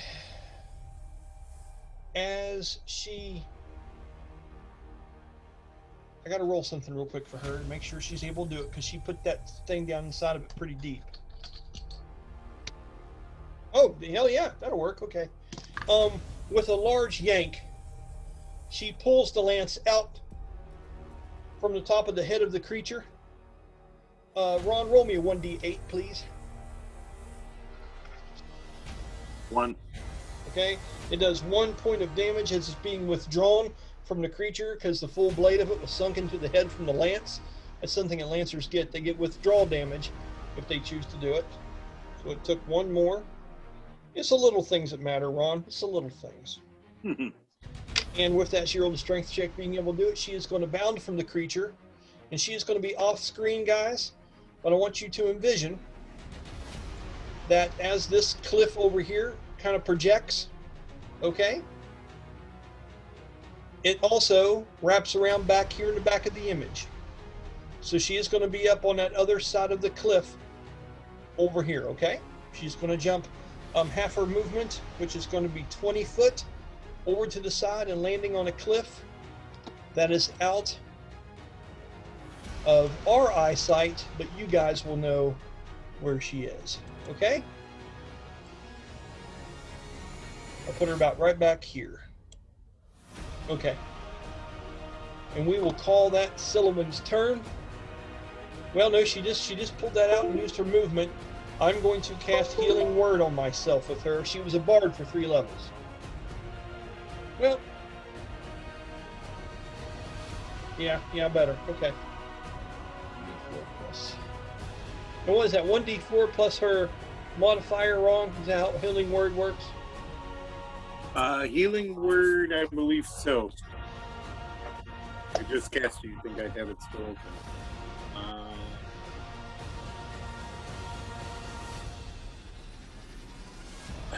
Healing Word, 1d4 plus your spellcasting modifier. That's good. Okay. Okay, good deal. And she's taking a breather over there on the side of the bank. Okay, that is the end of Sylowen's turn. Now we've got Iggy, buddy. It's you. Alrighty. Down below you is Sha-de, halfway coming up out of the shadows like an assassin, holding the rapier down to her side and her fist up like this in front of her. You are still the same distance as you were before, and now I need you to roll a Constitution saving throw to see if you are unstunned at the beginning of this turn. I am undazed. Undazed.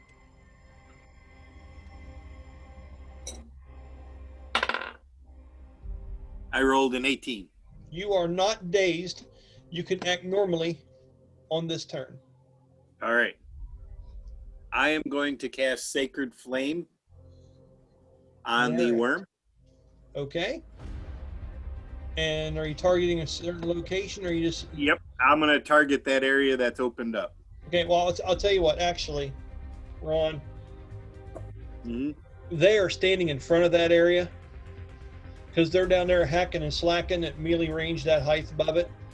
Right. For you to hit that from an uphill thing, you're going to have to shoot like right between them to be able to hit that spot, and that's going to be much more difficult than you think.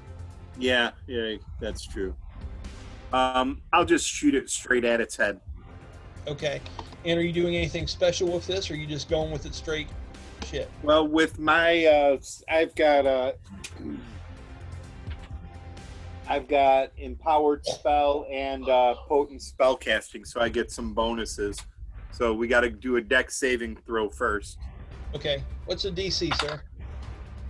The DC is the DC is 17.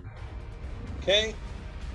Just for fun, Sean, roll me a 1d20 plus 2 and tell me what you get.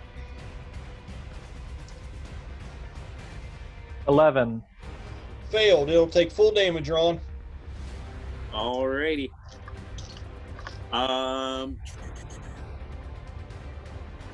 He is going to take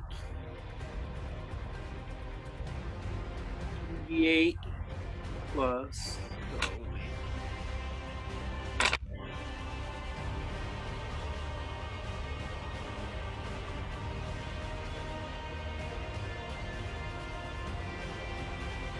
He is going to take 21 points of damage. Damn, son. All right. And with this kind of effect, it pretty much gets into it and damages the creature. I don't do damage resistance versus these kind of spells very often, just because they can get into the cracks and crevices. They hit and encompass an area. Okay. If we modify that in the future, we will. Today, we're not. So 21, huh? Mm-hmm. Okay. And that is your full action to cast that? Yes. What else you got going on? As a bonus action, I am going to recast Sacred Weapon. Okay. Or it's a spiritual weapon, actually, it's called. Yeah. That helps me find it if I have it right. So it's a bonus action. And I get to I'm going to have it appear right over next to Brahmus. I love this map shit. This is cool. I don't mean to act like a little kid. It's just so neat to be able to see these pieces move like this. This is neat. Okay, man, what are you doing? You hitting that vulnerable area? Yep, I'm hitting at that vulnerable area. I feel you, buddy. I like where your head's at, sir. Go for that shit. Roll your attack roll. I rolled an 11. I did not hit. You did not hit. As Harry Carey used to say, swing and a miss. Wait, hold on just a second. I'm sorry. Oh, That's a melee spell attack, so I get my spell casting bonus. you do. I thought you already added it. My bad, sir. Nope. I rolled a straight up 11. So what is it now? It's the second scroll. Yeah, I add 8. So I'm actually at 20. I add 9 to that. So That hit, and it actually landed into that area. Well done, sir. You two have opened up this gap in the belly of this thing, right? And as it swings across, it hits into that gap. But now the thing is in bad shape, and there's something new that starts to begin to happen. So, Ron, go ahead and roll your damage.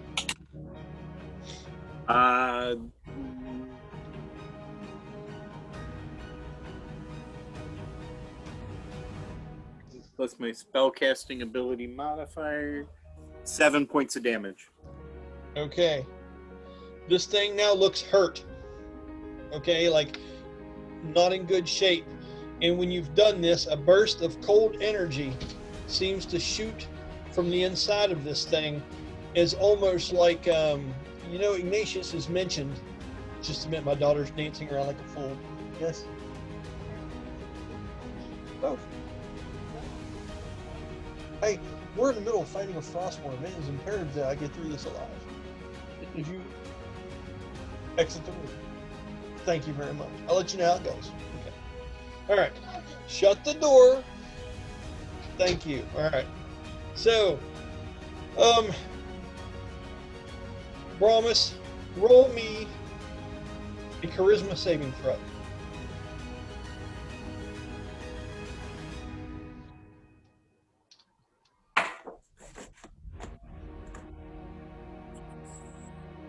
Oh, excellent.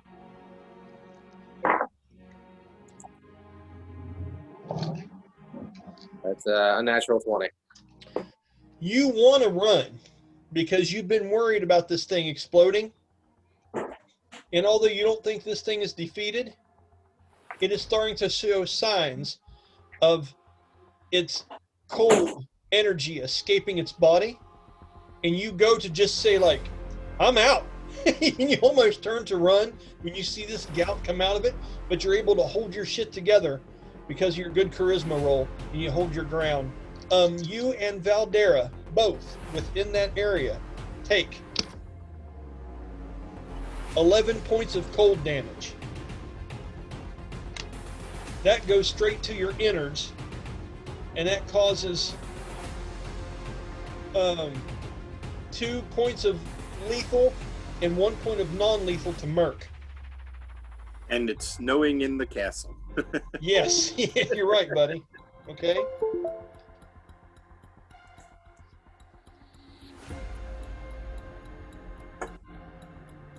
All right.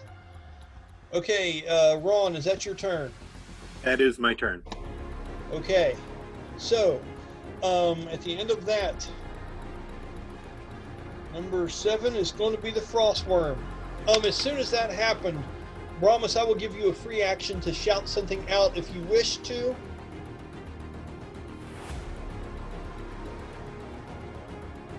I think rather than shout anything, it's just going to be kind of one of those like look back, Wile E. Coyote, sign up, uh-ohs.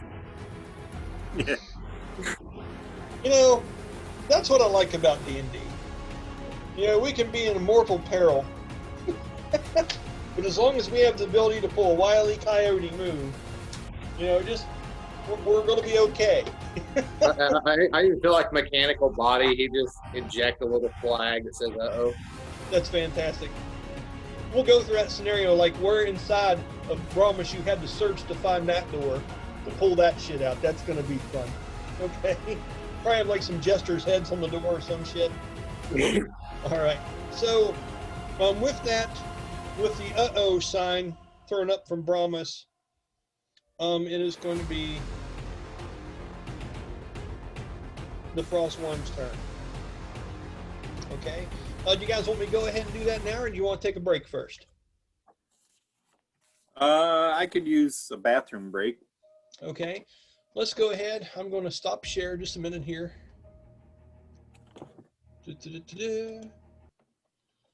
Okay. I am going to pause the recording, and when we get back from our break, we'll start her back up again.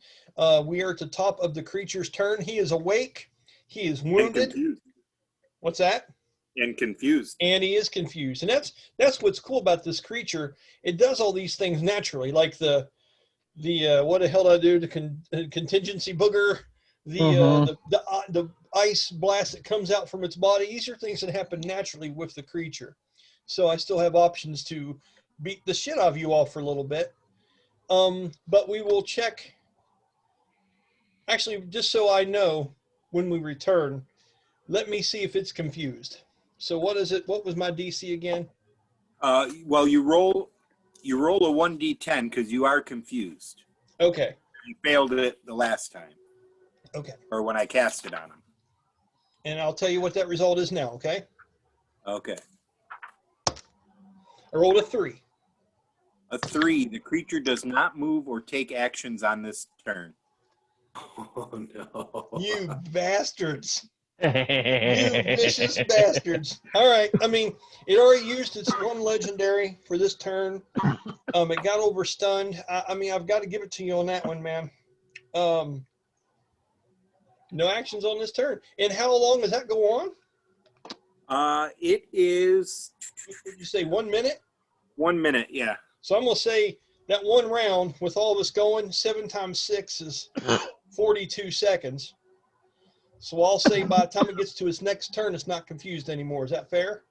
That is very fair. I like that. Okay, so I'm going to get back and I'm going to drool a little bit more. It's not going to do anything because you guys fucking suck. And we'll be back from our restroom and coffee breaks in just a minute, everyone. Thank you. Okay, and we are recording again. Everyone has done their thing and refilled their cups. I will go ahead and go back to sharing a screen so we can look at the ugliness, which is our battle map, which I quite enjoy this. This has been neat. And share. Once again, another shameless plug for these folks. This is Paint Tool SAI. It is super cheap, super easy to use, and it does some really neat stuff here, guys. You just got to learn how to manipulate it. But I mean, it's almost limitless, the stuff we can create on here. I mean, look at everything going on. It's ridiculous. All right. So, confused, stunned, silenced, flanked, even after using legendary things to knock off some of those effects. You know, as a DM, I got to be fair and say that this guy is drawing a big old blank on his turn. But you've also learned that there's a lot of natural things that happen just out of its nervous system that make this thing a dangerous adversary at this point. And you would believe bloodied means it's down by half. And on death's door means it's below 25%.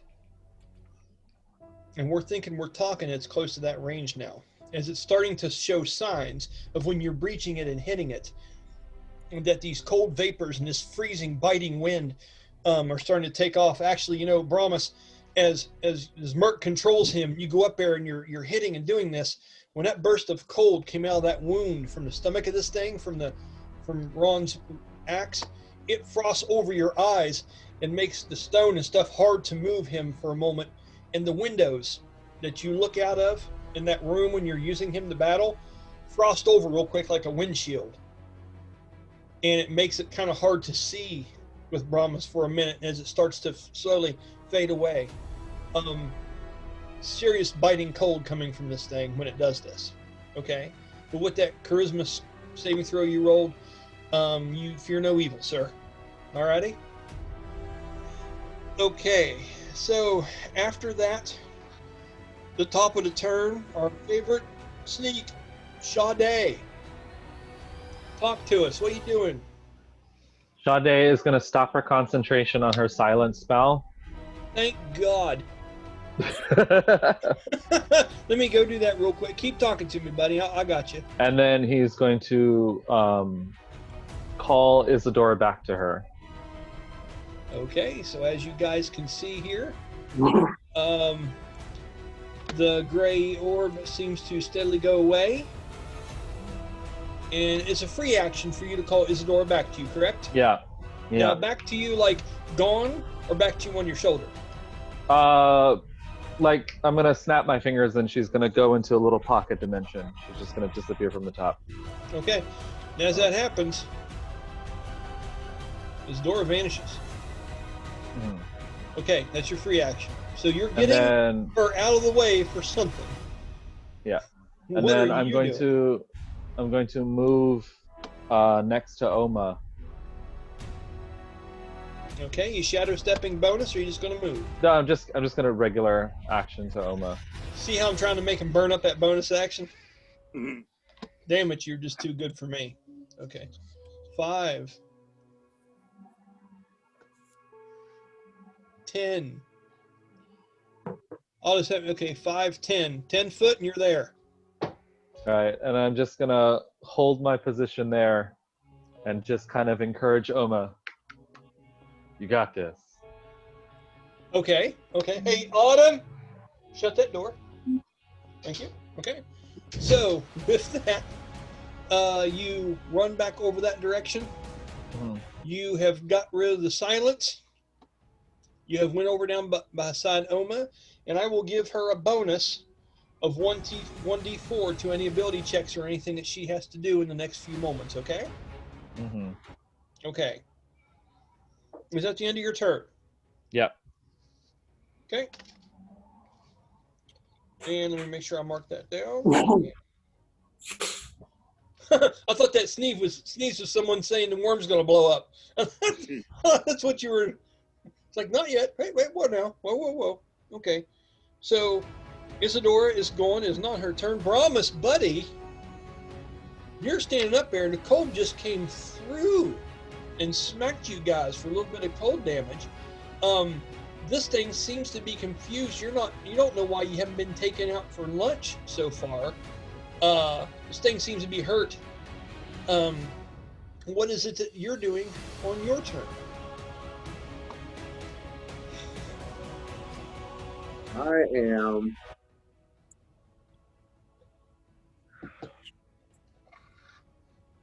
Let's go ahead and say that I am. Let me look this real quick. Is what's her name? Is she right next to me? Valdera is 5 foot to the right of you. Yes. All right. I am going to use my action to cast protection from energy on her, Nice and and it'll done. be resistance to cold damage. Well played, buddy. Okay, so let me go to Valdera. Okay. Valdera, let's go ahead and do. Let's go ahead and do one of these here. Let's make that.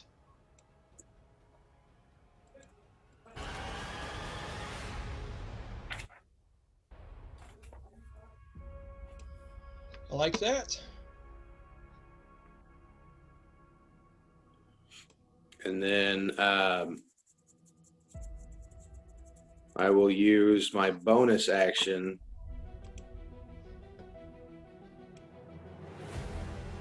to put Hunter's Mark on it.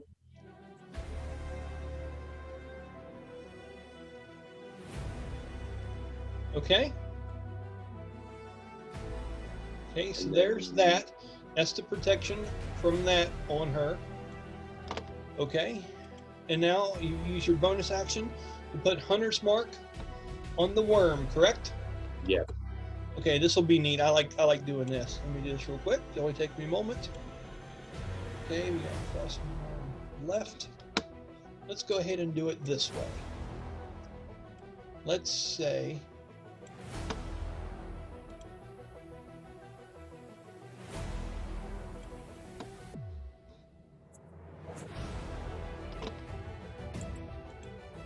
hold on. I've got a little hookup here. Just a minute, guys. For some reason, that shape is wanting to give me a hard time. I can fix this. Okay. I don't know why it does that. Is it because I didn't hit OK? Yep. Resize. And then OK. Huh. Well, why it's doing that? Should just let that be and let that be the end of it. Just a minute here. I'll get this figured out and we'll move on, okay? Okay.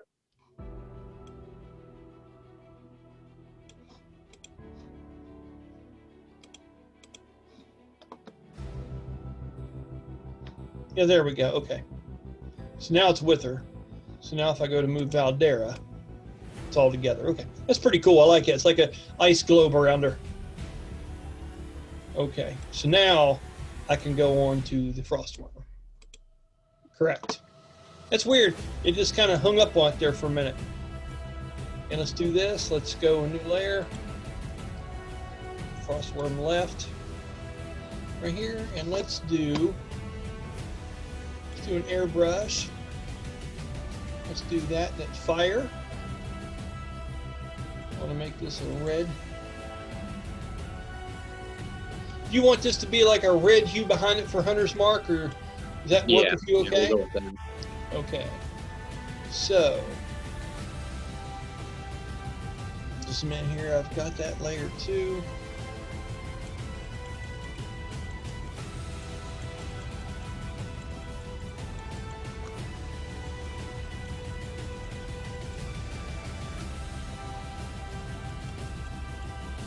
There you go, buddy. Nice. And the worm has now got a red hue around it where you have Hunter's Mark the creature with your bonus action. Okay? Make sure to take a note of that. All right, and now what are you doing? You've done... I can use my steadfast assault, correct? You can if you're choosing not to move, buddy. Now, I want you to roll me a Constitution saving throw.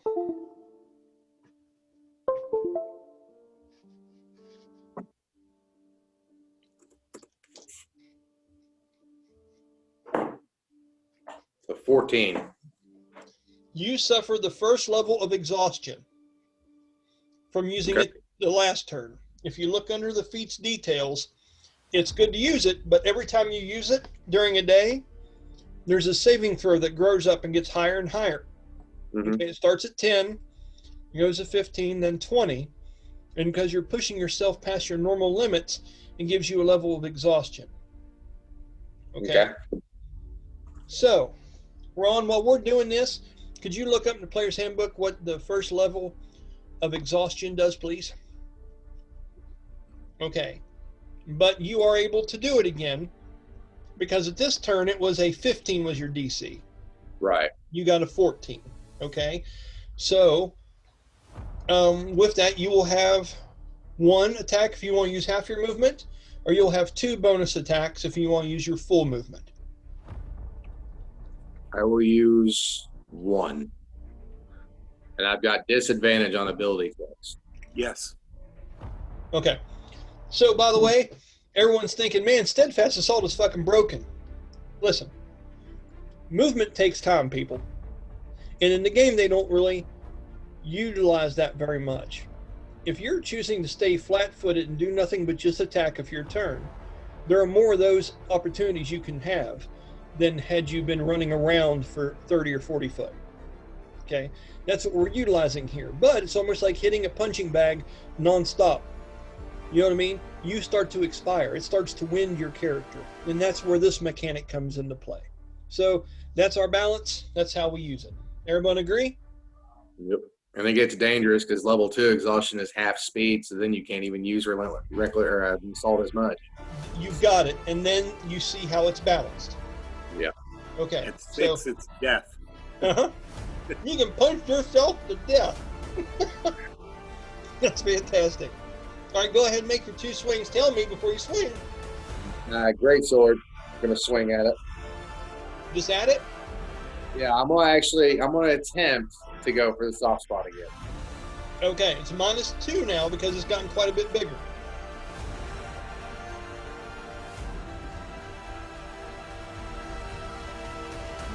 Might going with it. I can add Divine Smite to it, right? If you want to. Okay. Cool.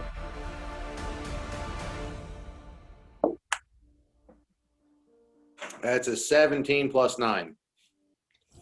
That breaches and hits you. Got right in the seam of it, buddy.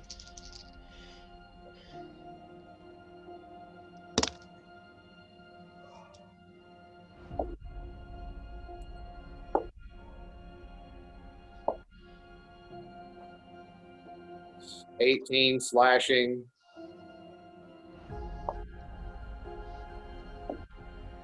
And 7 radiant. Okay. When you do that, you hit through and the blade goes in deep this time and through that cut. As the creature would normally react, but it's confused and it just doesn't know what to do. At this point, its head is weaving around back and forth. But the second that you do that, I need you to roll me a dexterity saving throw with disadvantage.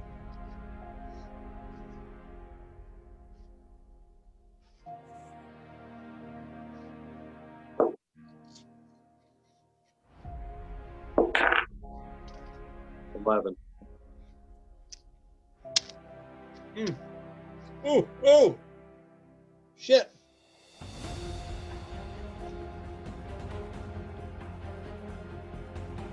"19 points of cold damage burst from the thing on the first attack." That would mean that Brahmus's outer takes 2 points off of the armor points. Then you take 5 non-lethal damage to outer. On the inner would be 4 points of damage and 3 non-lethal. And on Merc, 3 points of lethal, 4 points of non-lethal. That would hit you hard.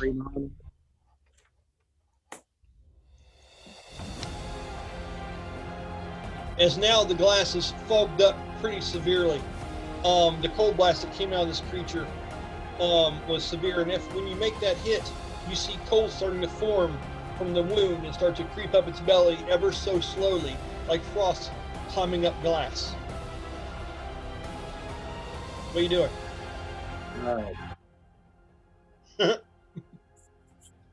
No pressure. What did the dex save use for my movement?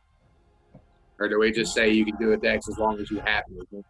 Yeah, if you would have been able to react quick enough, I would have had you step back 5 foot. It would have took 5 foot of your movement. But you failed it. You weren't able to react quick enough, so you used no movement. You stood there. All right. I'm going to go ahead and step back. I've got 35 normally. I used, well, what, 15 for steadfast assault? Yeah. All right, so yeah, I'll go ahead and move 15 foot back.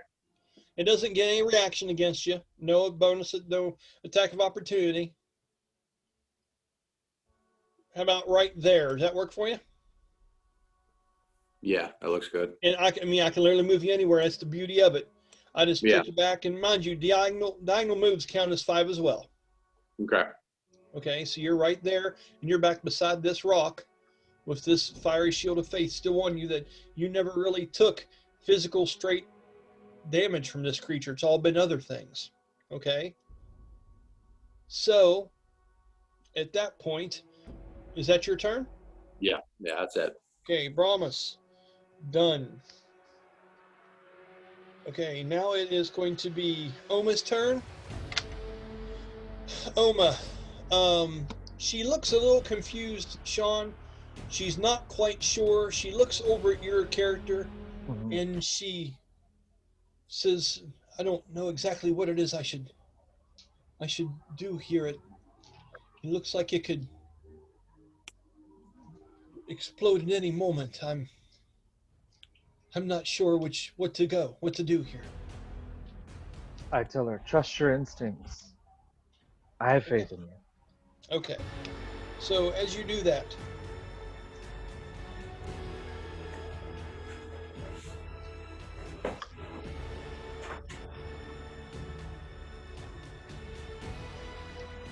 she is going to cast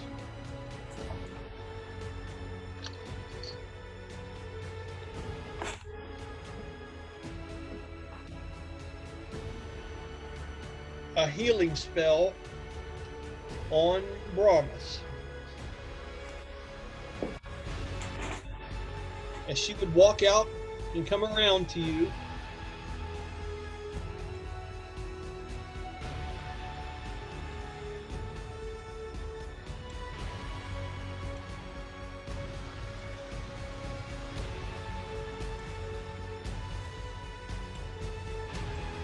okay? As she does, she's going to reach out and touch you, and she is going to heal Brahmus for 9. So, your armor and your outer body and things are not affected by this Brahmus, but inside, Merc is healed for 9.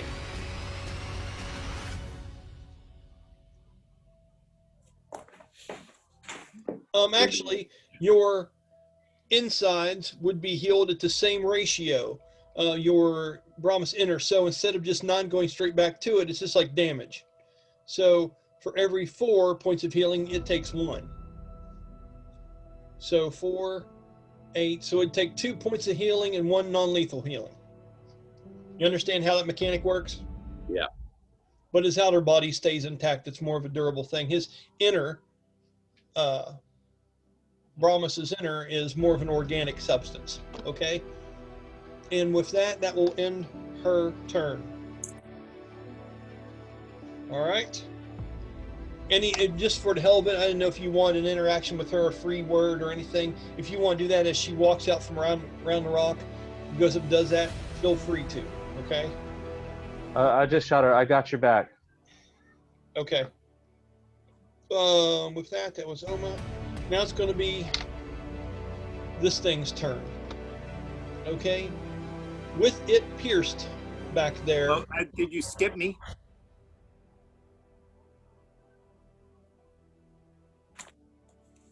It was Valdera, right? Then Oma. You're number 6 on the list, so it'd go. How many times did? What's the last thing you did, Ron? The last thing I did was I hit it with my hammer. Okay, and you opened up the big gout in it that did the cold and everything, correct? Yeah. And then it went, and it was confused, Right. correct? And then we started our stuff over again, which started with Sha-de, which was number 1. Mm-hmm. Isabella the Raven would have been number 2, but it was gone, so number 2 went to Brahmus. Brahmus did the hit and backed up. Then we went on to number 3, which was Oma. Mm-hmm. Oma just walked up and cast a spell. And now we're at 4, Valdera. Right. 5 would be Sylowen, and 6 would be you. Right. So See? I thought you said it was the creature's turn. When we came back from break? Oh no, just now. Is it Sylowen? No, it's not the creature's turn. No. Oh, okay. No. Nope. You kind of lagged. I thought you said it was the creature's turn. I was like, whoops, we skipped me. Nope, no, you're all good. No. Okay. See, he wasn't worried about the creature going again. Ron would just want to make sure he got his turn. You guys need to know this is a selfish avian cleric up here you're dealing with. He's calling bullshit on that now. He says he's fantastic. tired of this worm on this plane. Right on. Ron's just wanting to take his turn so he can get further off the screen. His goal is so we don't even see the shadow. You know, I mean, because he's sick of Sha-de piggybacking off of his shadow. He just wants to get out of here. So, see if I can find where I was at again. It was, who the hell was I even saying at this point? Okay, it was the bull's turn back here. It was, Tomar. It was Oma went, now it's Tomar's turn. Okay, so Tomar, a telepathic link to Oma, and she's worried about exploding, so she healed this.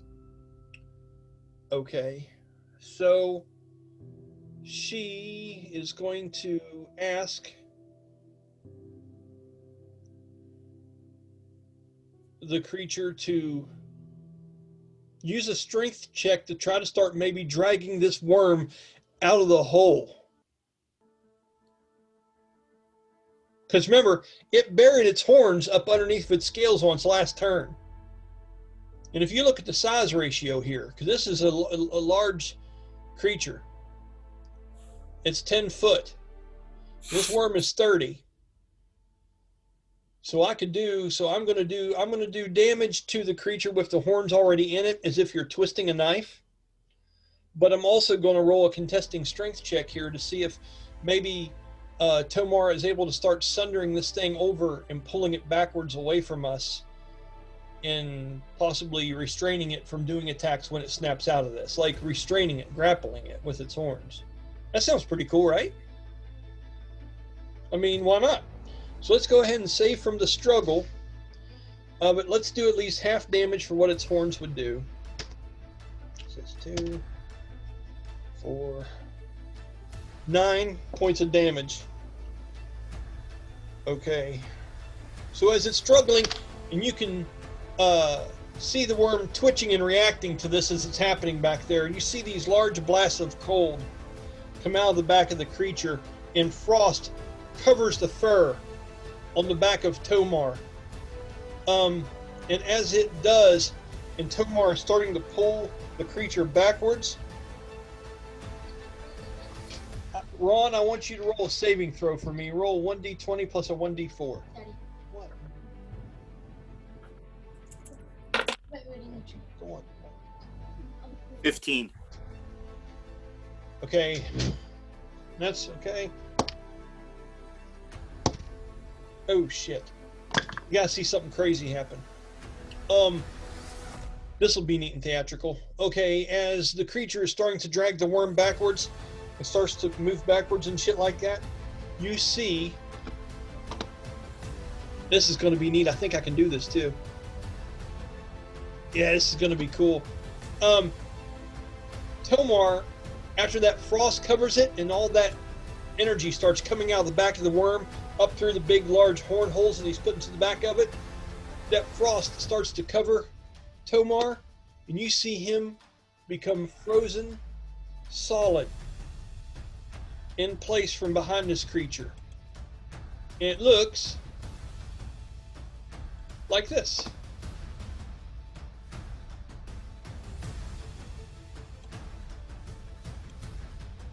Tomar is frozen into a solid block back behind the creature, its horns buried in its back, holding it steadfast, but not pulling it any further. As that happens, Oma takes 8 points of psychic damage. And you see a cold burst from around her, Sha-de and Brahmus, as if she feels the pain that Tomar felt inside, and you feel her clutch herself, and you see her breath come out, and frost seems to cover her hair for a minute, as if she's been in a deep freeze, and she seems to shiver, and she yelps a little bit in pain. What are you guys doing? Well, I can't move. I just look there and I take note of the reaction to it. Okay, and this is more for theatrics. Jeremy, is there anything your character's saying as that happens? He'll check on her. Are you okay? Stay behind me. Because for all he knows, it's something that the worm did. Right. With that, just roll me a perception check, Jeremy.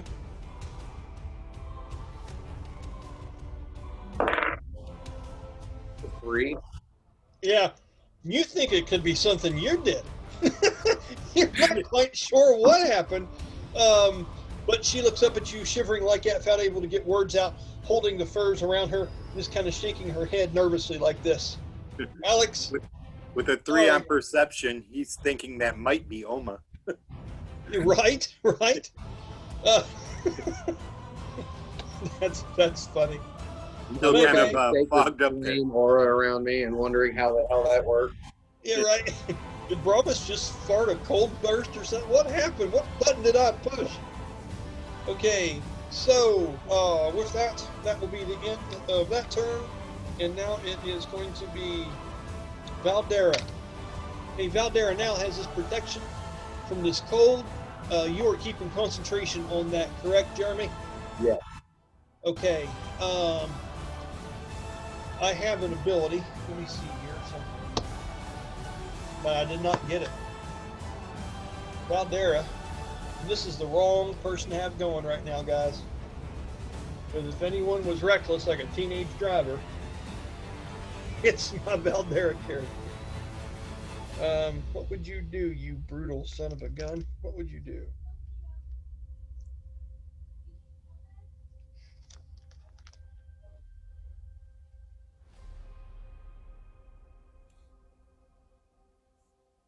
Okay, let me see here.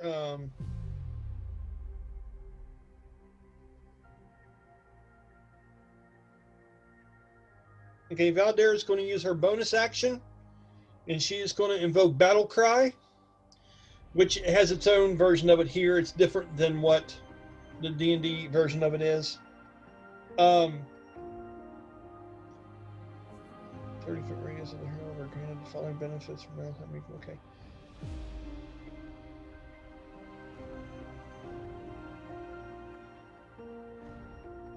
Okay, so anyone within 30 foot of her, 5, 10, 15, 20, 25, that's both of them, 5, 10, 15, 20, 25, 30, that is her, and Sylowen, 5, 10, 15, 20, that'd be 30 to get up to Cliff, wouldn't work on Sylowen.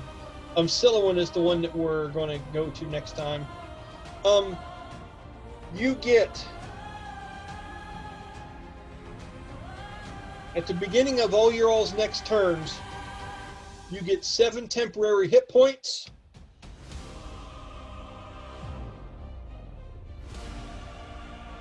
You get 3 temporary magic points. Write these down. You can have advantage on either a death saving throw, a magical saving throw, an attack or damage roll. One of those 4. for the duration. And that is the blessing that she bestows upon you all with the bonus action battle cry. So keep note of that, okay? That's the beginning of your next turn. Okay, for that, she yells out the free action. She looks at you, Brahmus, as she looks over her shoulder and looks at this swirling hue of blue energy from around her. She goes, "Let's end this." And she pulls up her sword as if she's gearing up to just go Omni Strike on this son of a gun, just doing everything she can. Okay? Not only is she going to do her attacks, but she is going to do her, as a fighter, where they can take 2 actions. The, what's it called, Ron? Action surge. Action Surge. She's just going to go ham swinging at this son of a gun. Okay? Let's see what happens. I'm not going to give her advantage on the attacks anymore simply because the Tomar is frozen solid back behind it, although he is not dead, he is frozen solid. Does my hammer count? You know what? Roll me a 1d20, a 1 through 5, and it does. A 1d20? Huh? 1 through 5, and it does. Now I roll the 19. Nope. Okay, first one, 17 plus. That's a breach. She hits. Does. I get my dice raised so I can do this kind of quick because this is getting ready to get real. Yeah, I like the fact that my characters always end up getting the best shots at taking shit down. This is a video game. I'd just be getting all you guys be like, Brian sucks. It's a DM. He just is always stealing our thunder. With that one, oh shit. 17. And I would have taken 7 halved, which would be 3 because of my resistance. Brahmus, how long is that good for? Is it just as long as you keep concentration? Always take half from cold, right? Yep, concentration for an hour. Okay, so you're feeling a strain as that, and she knows that what you've given her is giving her a super chance here to just go ham on this son of a bitch. And here's what I want you guys to note about this. Valdera on this turn has 3 attacks. Okay? She's going to use all of her movement, which is going to give her 5 attacks because of her steadfast assault.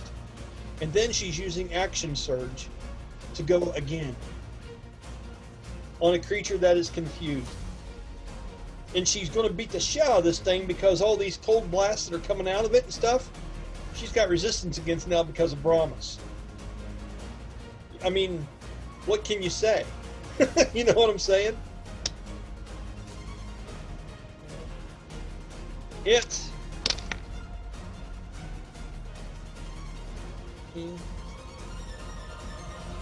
Oh shit. And Run. that'll do it. Okay. So as she hits it the last time,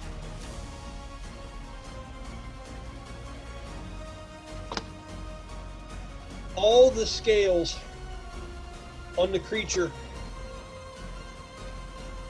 start to fold upwards as a cold aura begins to emanate from around the creature as if it is starting to try to vent something, and you would see the stomach of this creature start to bubble out and expand in some certain way as she takes the last blast of cold damage as it goes across and throws a sheen of frost across this globe that has been put around her by Brahmus. She is using action surge to get the fuck out. She didn't even have to go into her second round of attacks. Okay? So, folks, Question. here's what you see. Okay, go ahead. As this happens, Well, actually, I do have a question. please do, go ahead. If I banish this,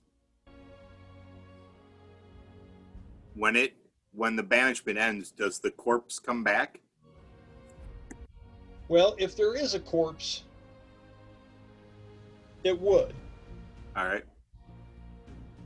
Okay.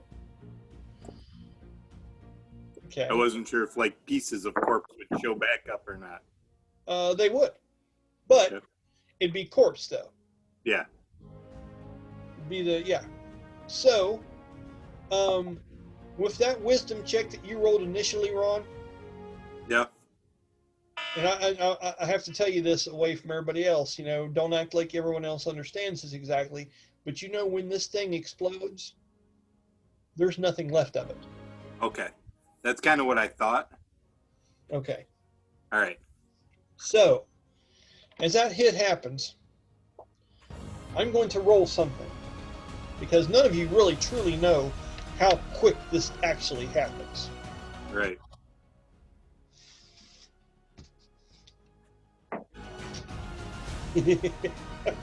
Well, y'all gonna hate my ass. Okay.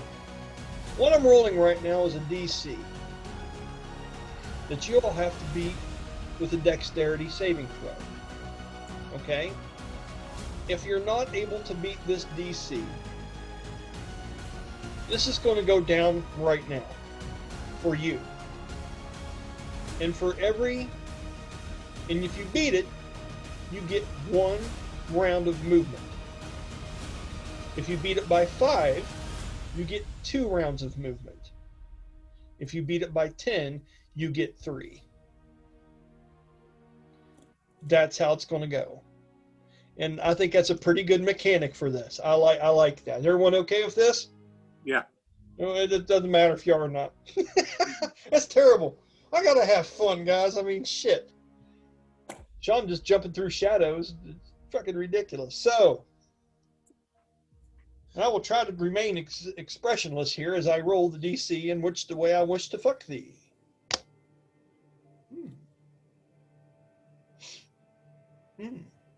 Okay. Okay. So, I'm going to go in the order of initiative and just see how we all do. First, it would be Valdera the second this happens. Okay, I'm going to give her advantage on her roll, simply based on the fact she was right in the middle of her turn when this happened, and I've already stated that she was using her action surge. Does everyone think that's fair, or is that the DM playing favorites to his own character? I think that's fair. Because I don't want you to hate me now. I don't want people watching this going like, that Brian's a cheating son of a bitch.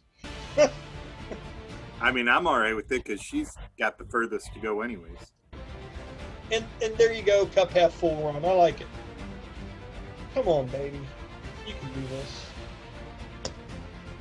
Oh, I can't. No, I get advantage. Okay. Woo! Oh, I can't. Oh, shit. Okay. That sucks. Not happy right now. I gotta write down some numbers. Valdera. Ooh. Okay. So the next one in the initiative order would have been Sylowen. Brahmus, I'm going to have you roll for Sylowen. I want you to roll me a 1d20 plus 6. 21. Really? That's awesome. Okay.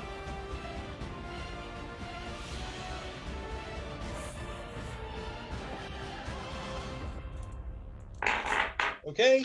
Then after Sylowen, it is going to be Iggy. It would be your turn here, practically. What would you be choosing to do? All right. Oh, well. Because Valdera yelled, "Get the fuck out," and she's taken off trying to run from this thing. That's why Sylowen has started to flee in the way that she's doing this. So you choose what you want to do. You can spend this to flee, or you can choose to do what you're doing, Ron. It's up to you, buddy. I think I'm gonna try to cast banish on it. I'm gonna add banishing strike to my sacred flame spell. Okay, so go ahead and what's it got to do? Do a dexterity saving throw? Yes. Okay, roll a DC for that. Has to beat 15. Okay, it can't right now in the condition it's in. Okay. I just wanted to see how well you rolled on that. And that is for that. Now we're going to talk about the DC of the banishment. So now you have to roll. Does it get a roll versus your banishment? Let me I look think it here. was a wisdom save, wasn't it? I think so. We're going to check it out right now. Banishment open. So you don't know, Jeremy. Ron's character in his Charisma. kit. It's a what, Ron? Charisma saving throw. You picked the right one, buddy. Wow. Okay. And roll the DC for that. That's 1d20 plus what is it? 8 freaking for you? natural 20. Did you really? No. Yes. That's fucking sweet. Plus my modifier throws me at 22. So Oh wow. Okay. Okay. A 22. Yeah. It rolled a natural 2. Okay, so here's the way this goes down though. Because that was happened instantaneously, you chose to cast banishment. Okay? Everyone's going to roll their dex save here to see whose shit goes off first. You understand what I'm saying? yeah. So now once you roll your dexterity, your ability check for me, and we're going to see what you get. And that's going to tell me in what order of events you're able to cast this. I rolled a 10. Did you? Does he get advantage from the battle cry? I'm 40 feet up in the air plus distance away. Yeah. Well, oh. I got good news for you. Yeah? Remember, Sylowen did the Bardic Inspiration? Yeah. You can add a 1d6 to that. All right.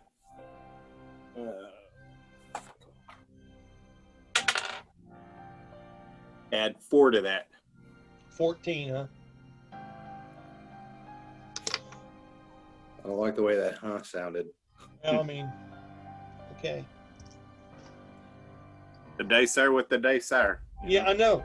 Hey, it's not supposed to be easy. It's a fucking frostworm, guys. You're right. Okay. And are you okay with the way I did that? You understand why that's going on the way it is, correct, Ron? Absolutely. Okay. Okay. So the next person to go would have been, which its turn, which it wouldn't have went. And then we have Sha-de. Sha-de is just gonna. Roll me a dexterity saving throw to see how quickly you're able to do whatever. This is happening now. That is 23. Okay. Okay. And then after Sha-de would have been Brahmus. Roll me a dexterity check, buddy. Or a dexterity. Yeah, dexterity saving throw. Yeah. Okay, cool. That is a dirty 20. Okay. All right. And then we have Ron, roll me for Oma. Roll this and add 3 to it. 17. Wow, okay.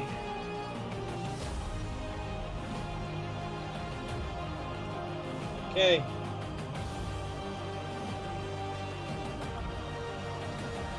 Okay, and then we have who left? We got Oma.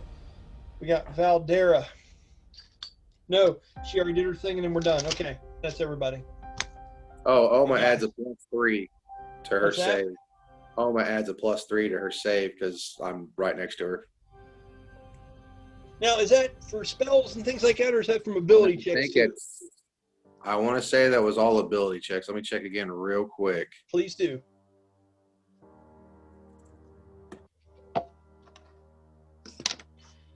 I thought it just had to do with spells and things of that nature. That is Whenever you or a friendly creature within 10 feet of you must make a saving throw.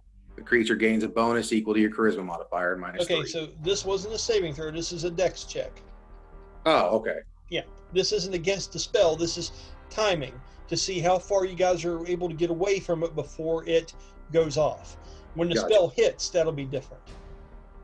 You understand what I'm saying, Jeremy? Yeah. Yeah. Okay. All right, with that, guys.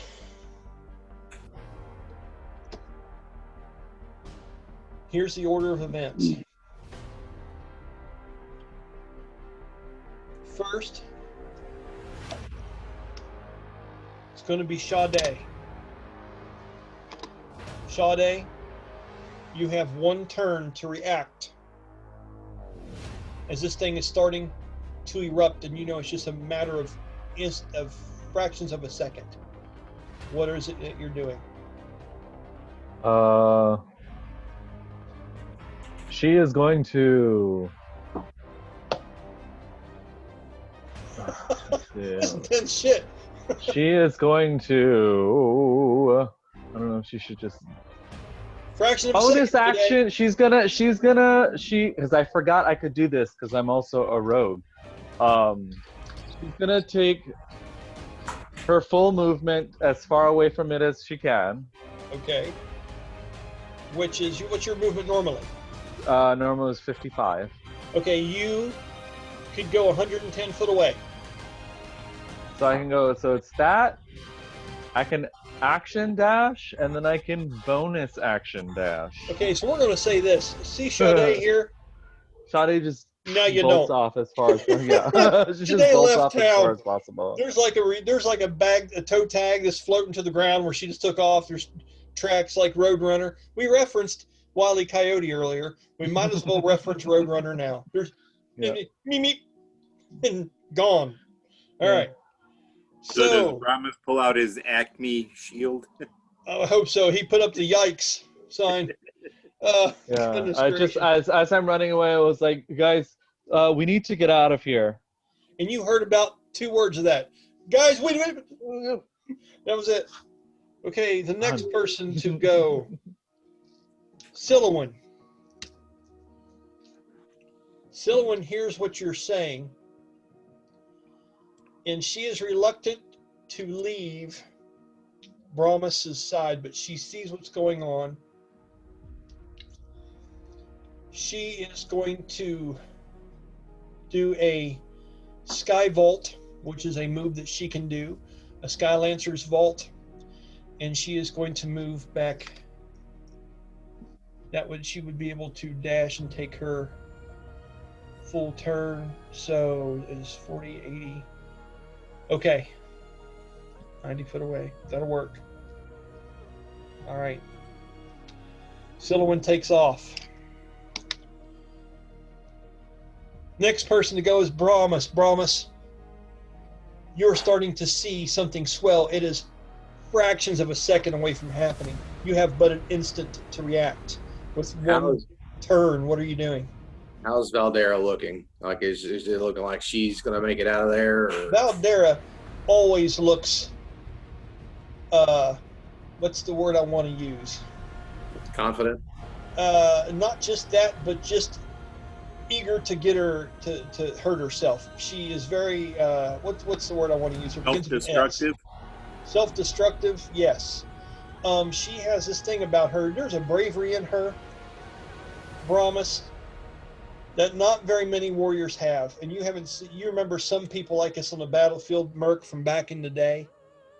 And she's straight out of an old school novel, man. And she's one of those that would have fought on the mountain right beside you at the Mountain of Tears. And she has this look, and with that protection on her, roll me a perception. 7. You're not sure if she can handle it or not.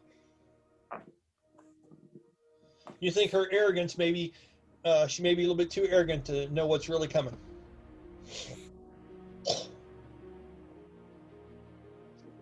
I think With that roll.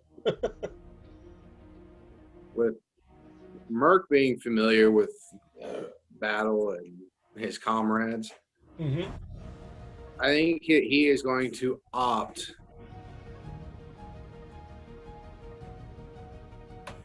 You saw Sylowen got away. As far as you know, she fled, but you don't know what we're talking about here. You don't know what exactly is going to happen here. But you saw that Right. she used her turn to go as far as she could.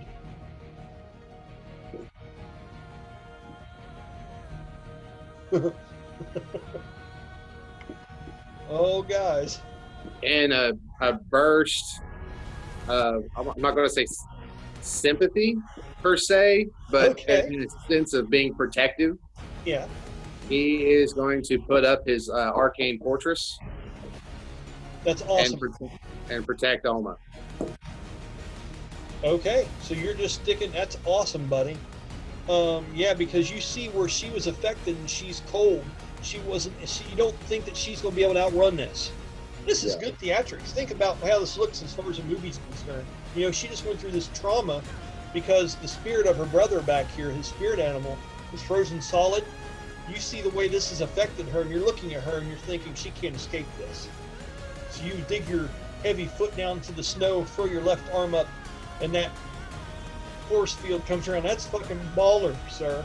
Okay, so do you remember what all it entails and how much damage it can take? It is That's cool. charisma modifier times 1d8 plus an additional amount based on a charisma ability check. Get it, buddy.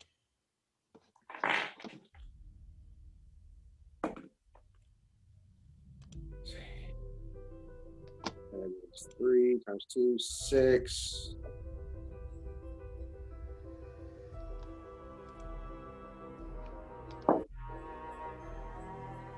That is at 24. Hey, just a minute. So it looks like a 3d8 damage reduction. Okay. Keep that up and keep that in mind, okay?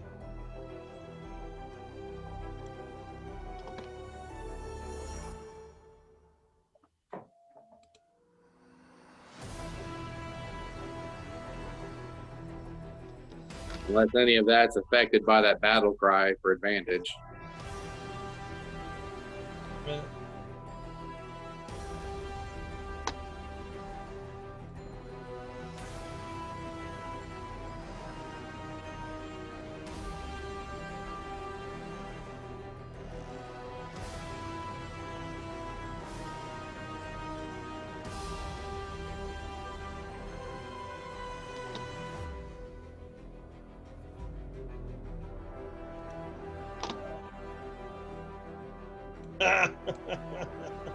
That's cool.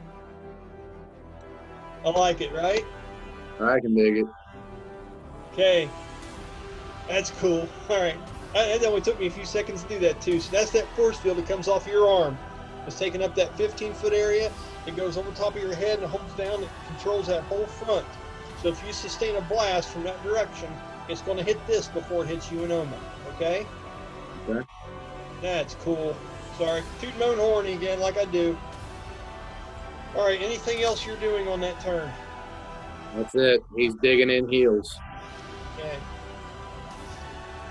With that, guys, the worm explodes.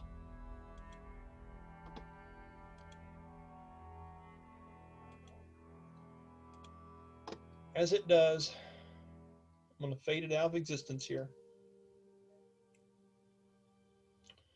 Okay, and it would leave behind a hole where it was.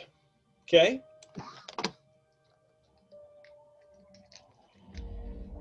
As it does, everything within a 100-foot radius. 100 foot.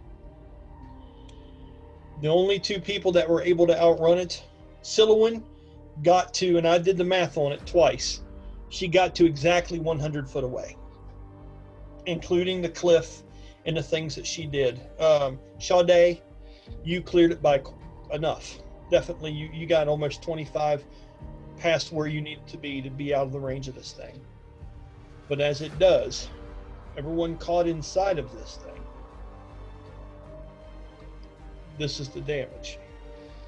As this thing crystallizes and explodes, and what looks like a huge cone of cold blast-like spell, and shards of ice fly from it as if glass has been shattered and projected out in every direction. Straight out of the books, guys. I'm getting ready to roll this right now. Okay?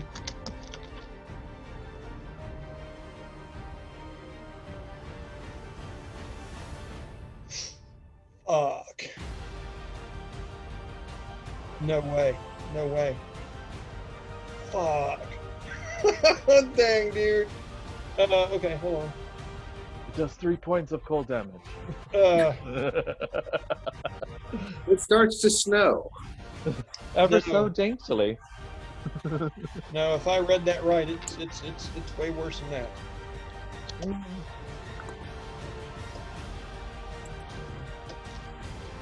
Ooh. Oh. Oh shit.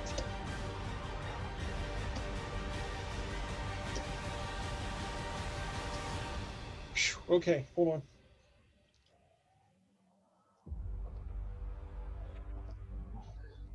He's like, hold on, let me bring out the calculator. Almost there.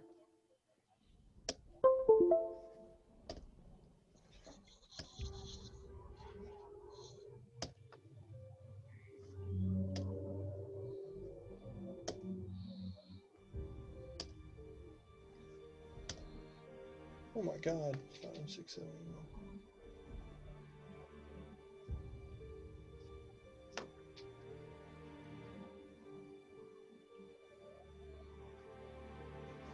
Okay. The creature explodes of ice shards and frozen. Does 86 points of damage. Everyone within 100 foot of the creature. 20 d6 cold and 8 d6 piercing. So, let's look at what we got. How much total? You said 80. 86.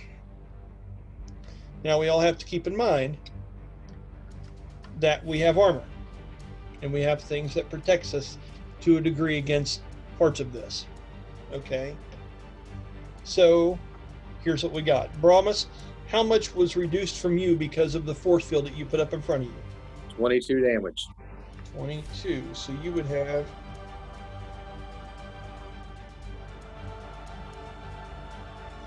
have been taking 64. Yep. Okay. Now from the cold, you take it, but the piercing, Oma doesn't take because Oma was behind you, so piercing didn't get her. From your shield and everything else, no piercing damage was taken by Oma, but you did take it. So I'm going to tell you the totals now. Okay, Brahmus would take 64 to his outer and his inner. Okay? So you got to do some divisions. First, you take your 64 divided by 7. That's how many armor points he took to his outside. And then you take your inner, which is 64 divided by 4. And that's how many your inner took.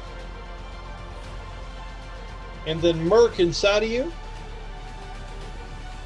would have taken 64 divided by 5, and that's how many points of lethal Merc would have took inside of Brahmus. You with me? Yep.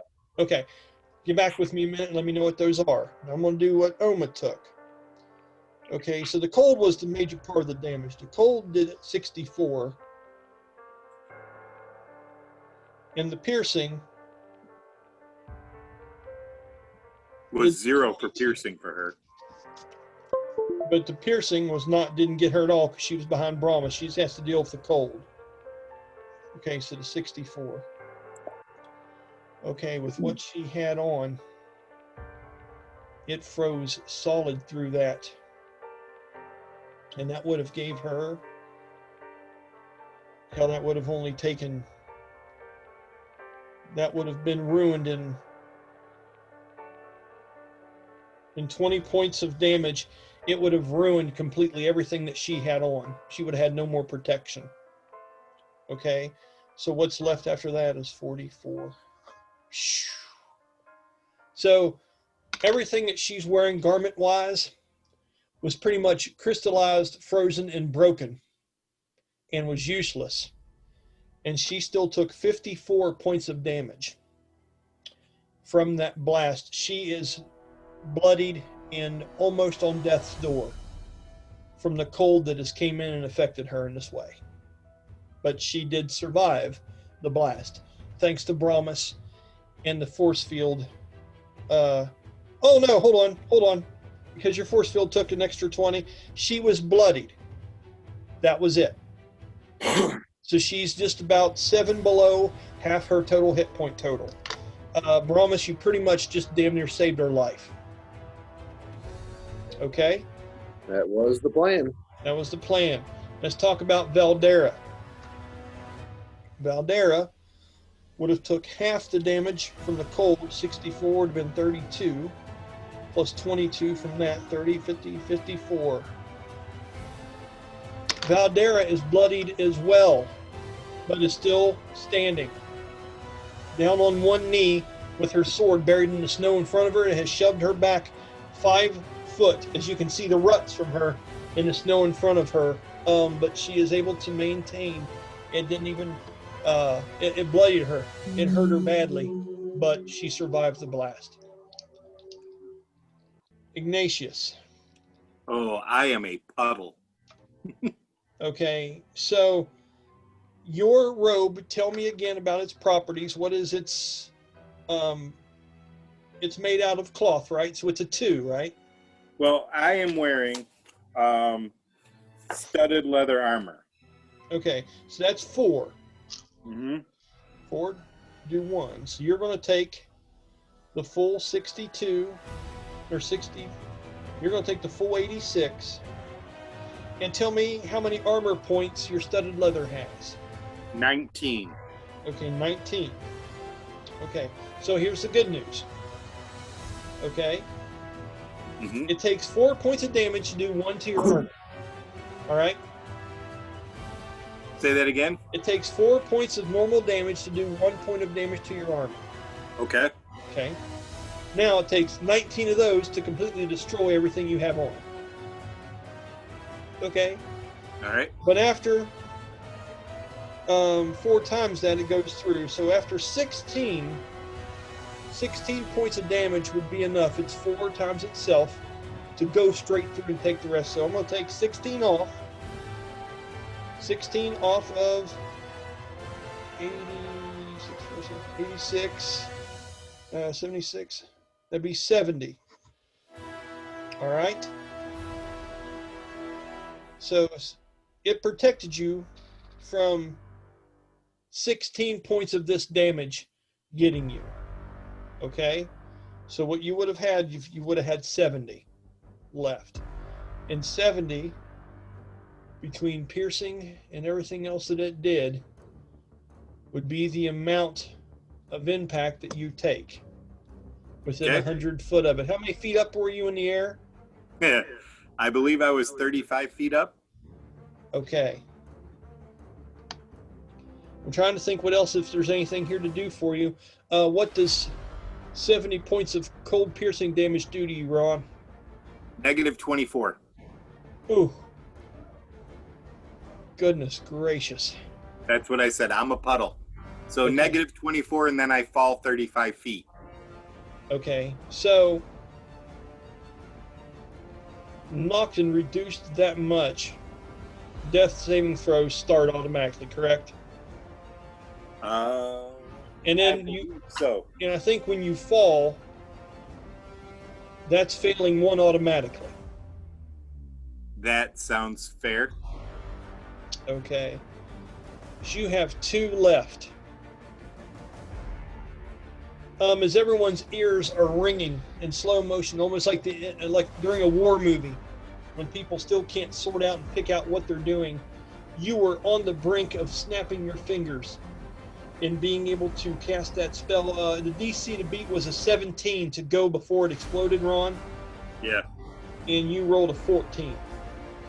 You were just behind being able to save everybody from all this. It was an awesome attempt. And it just didn't happen. And when this happens, the cold takes you. You fall. The damage from falling, which is irrelevant at this point, because I don't know the finer details of negative hit points. Once you're knocked zero, you're knocked zero. I don't know Right. how it works. Yeah, I think if you take your hit points past zero, you're pretty much dust, right? Yeah. But if it goes past your 0 mark, Yes. you're unconscious or whatever it is. If you do your max HP past 0, You're it's dust. an instant kill. That's what I'm saying. Yeah. So you got KO'd, but like, if you guys ever watch Scott Pilgrim versus the World, Yeah. you got KO. He got bounced down the steps. So what's my damage from falling? 11. Okay. Hey, guess what, everyone? In a sad kind of moment, Ron's on the map, finally. That's morbid.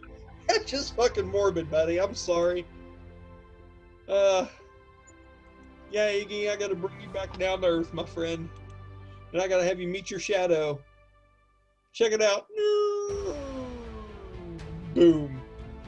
All right. Hate to do that. Then just because we have to. Hold on. Just a minute. You're gonna hate me.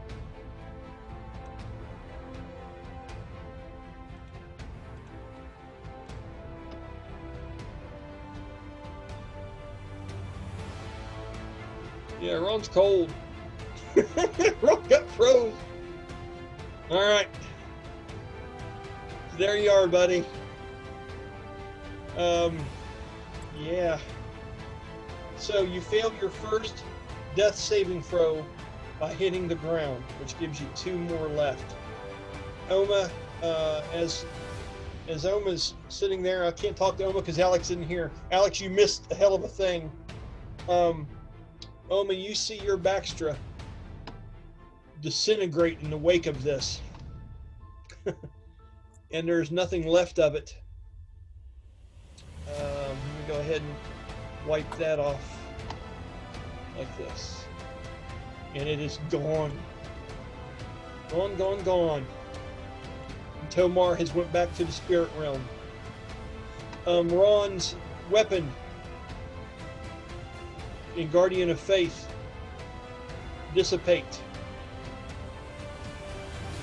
and fade from existence as there is no more concentration to be had from him. Well, there's no concentration on that, but time's up Oh, yeah, on it. yeah, right on. Does it still remain?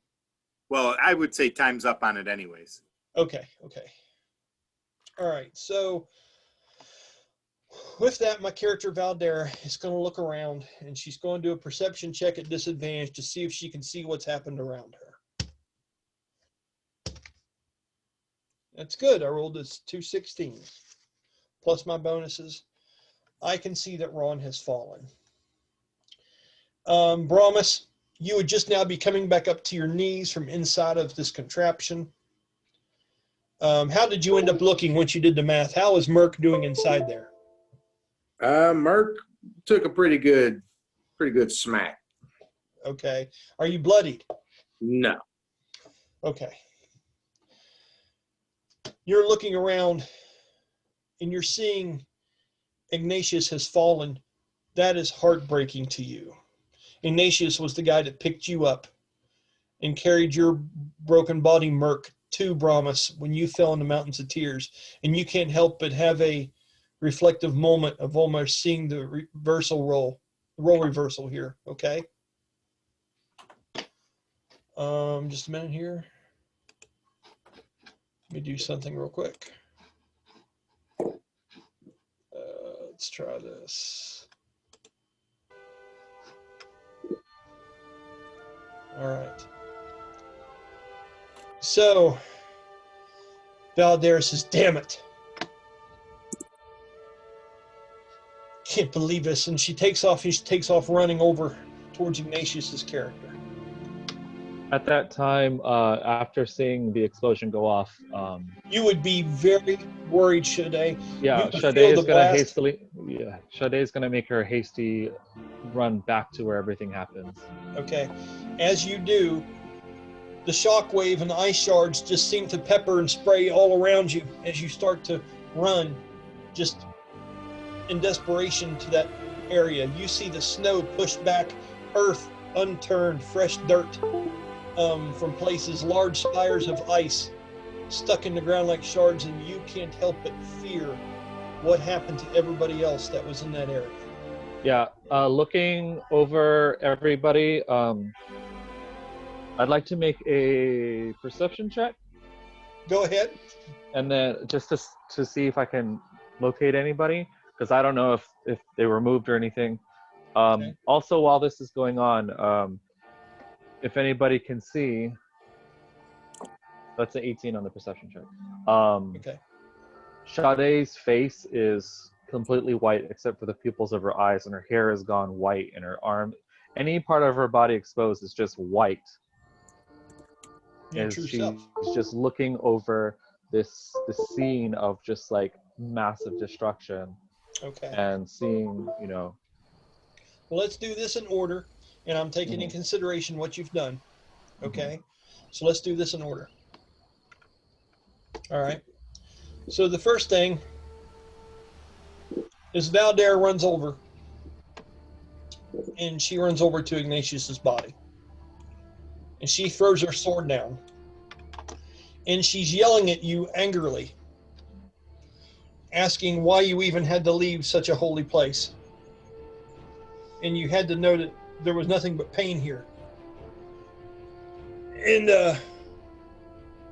yelling at herself for letting that happen to you, and not thinking of others when she was just thinking about the battle. Okay, Brahmus, you have to shake the snow off of you almost someone is laid in there in fallout of a nuclear blast. As snow is covered on top of you, and you're able to see back past everything now. As you look, Oma is in bad shape, and as she lays there underneath of about 2 inches of snow that is blown up over top of her, you can see her hands slowly kind of come up and grab onto the side of her face, and you see her reaching by and clenching her staff. The image of a radiant energy owl hovers above her head about 5 foot, a small one. It makes small owl sounds and almost acts concerned, as if its wings are flapping. It's trying to blow the snow off from around her head as it lands on top of her and nuzzles its head into the back of her where her hood would be. You seem to look around, and you see the fallen wing pattern of Ignatius as his wings are now revealed but spread out in an awkward way, laying on the ground as he has fallen quite a distance down to the ground below. He is motionless. From you, Sean, you are seeing all those things happening from the cliff face as well. And then, as you're looking down, you hear a scream. A scream of a voice that is more powerful than a mortal voice. The scream of a bard that would sing songs and have powerful words.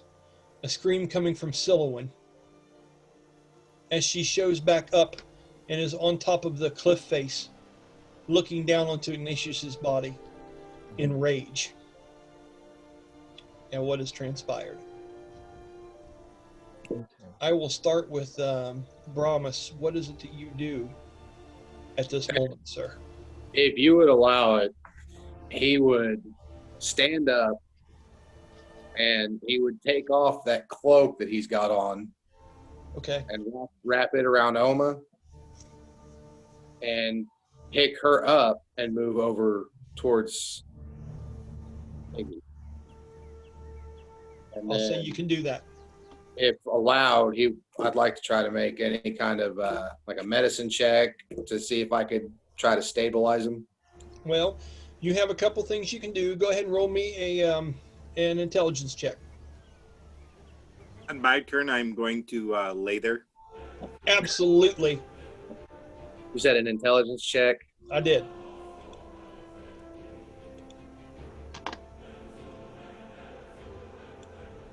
I walk over there and he's just snoring. The 16. You have the ability to lay on hands and heal. That's correct. I forgot about that. Yeah, but your character didn't. That's why I had you roll that check. And with that, I have See, a full... it's contagious. He's saying, and with that as well, it's contagious.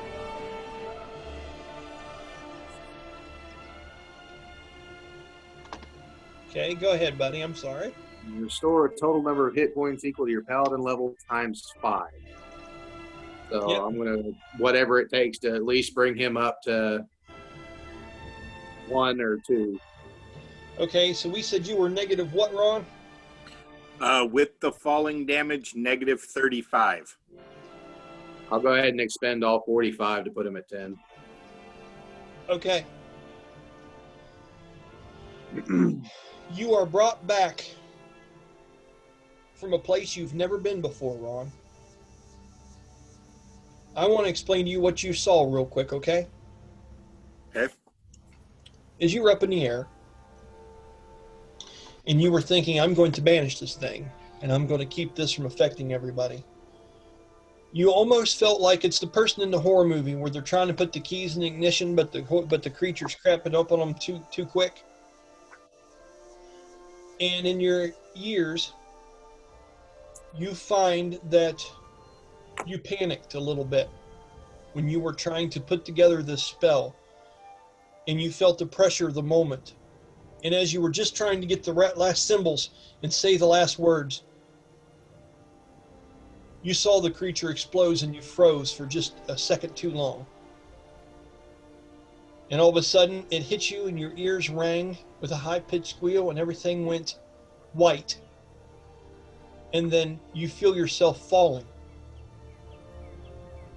And then everything went dark with a loud thud and the sound of cracking bones. In that darkness, for just a moment, you're taken back to a place, almost a flash of your life, okay? And you're seeing yourself dusting off some bones in the city of the Avians. And you're seeing yourself excavating what looks like someone that has passed away from a long time ago. And when you dust off more of the arm, and you dust off some more things, you go up to it and you look at the skull. And you dust off around the eye socket.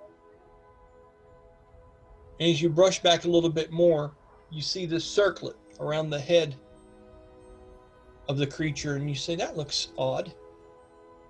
And then as you brush down the arm just a little bit more, and you uncover more of this in this dreamlike state you're in, you see it have something grasped in its hand. And as soon as you go to look and you pull back the skeletal remains of the hand, you see a small figurine piece, Ron. And the figurine piece is that of the one that you found in the crypts.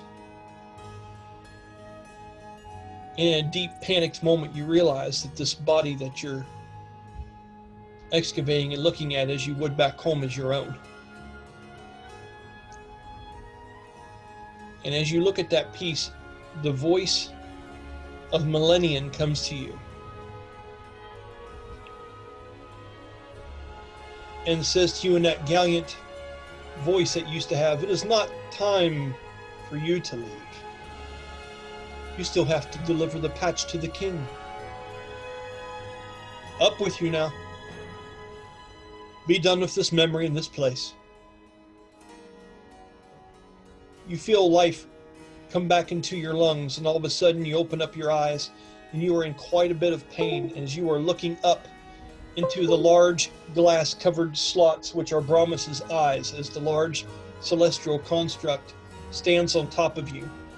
A feeling of warmth covers just a part of your chest around where your heart may be and fills into your lungs, although your hands and fingers are bitter cold and numb to the touch. You have a chance to say something. As breath fills your lungs again, what do you do, Ron? I guess I would ask, is everyone else okay? Those are his first words. Guys, go ahead and have an interaction. Brahmus, it's you and him. You're the only one that fell. And fortunately, I was able to change that. I would, I guess I would, even though I'm in extreme pain, I would relax at least a little bit and say that's good. And then I would kind of, I guess, just kind of lay there. I mean, I'm hurting. With that, you would look over in the distance and you would see Sylowen sliding down the hillside and running over to you all. Coming over, and she drops down and throws the lance down, and she gets onto her knees, and she comes over and grabs onto your arm, Ron.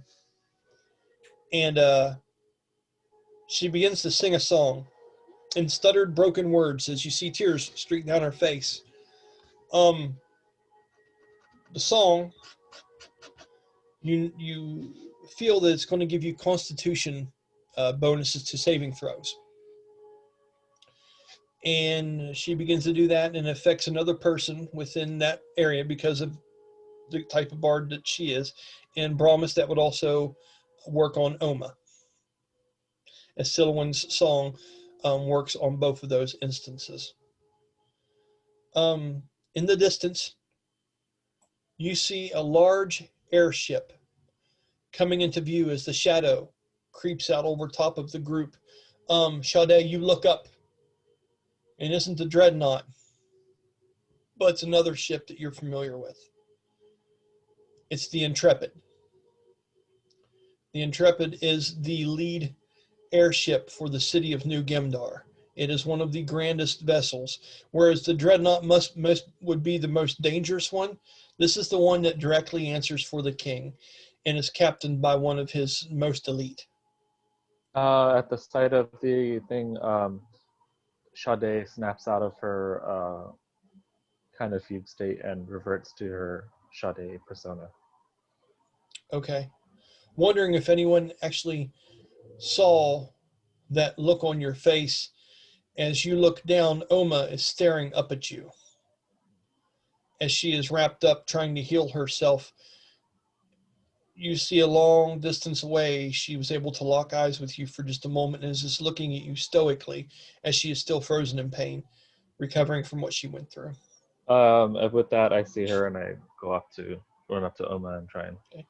As you do, and you make your way over top of the embankment, I'll say even jumping from one shadow to another to save distance at one point, you hear the sound of heavy breathing and roaring. As you look back over the cliff, you see 3 war bears being ridden by dwarven riders, coming from about 150, 200 yards in the distance, just now getting caught up to the action that we had going on down here. No doubt coming to find out what happened to their dwarven kin as they were attacked. And as the airship comes down, you hear this deep, grandiose voice, and it comes from this person dressed in black and gold standing on the front of this black and gold embroidered ship with great sails that depict hawk wings on the side of it. And this person is in every way Patrick Stewart. Okay? And as he stands up and says, "Who all survives from below?" He says, "On the ground." He looks over the side with that stern look with those squinted eyes and that large nose, and he just kind of looks over the side. A stern jaw and cords of muscles and tendons through his neck as he's having to fight against the winds and stuff. He looks down. He says, "I'm look for signs of life from below. Show me a sign." Sha-de will snap her fingers and bring Isadora back up. and have Isadora fly up to her, cawing the whole way. As it happens, and the raven breaks into view, he goes, "Indeed, they do survive. Lower the ship." And he points a finger like that. As the snow starts to blow up from around the wake of this ship empowered by a lodestar, which is a wind element, the ship seems to descend and come over top of you as the shadow, Ron, of this ship slowly seems to go over top of you as you're looking up in slow motion and seeing it come in. And we'll go ahead and end it there for tonight. Okay? So, a good one, but a tough one, guys. But I think y'all did very well. I mean, there were so many things there that could have happened that could have made that so much worse. You know, that worm, it didn't get a chance to eat anybody, which I'm glad to say, I'm glad that happened. The worm didn't have a chance to not only bite you, but then take you back down into the earth, which I quite looked forward to trying out to see. And, you know, I even thought about, you know, would it spit Brahmus out? I mean, what's going to happen there? You know, because what is it in Star Wars where you see one of those creatures eats R2-D2 In the water on and Dagobah. just just spits him out like that's no fucking good, right? So I was really curious to see what would happen there. But man, the ability to work together as a team and do things to contain that creature and ward off versus attacks. I think you all did very well. You need to pat yourself on the back. I think you're using your characters very well. And that's a very good bonding moment.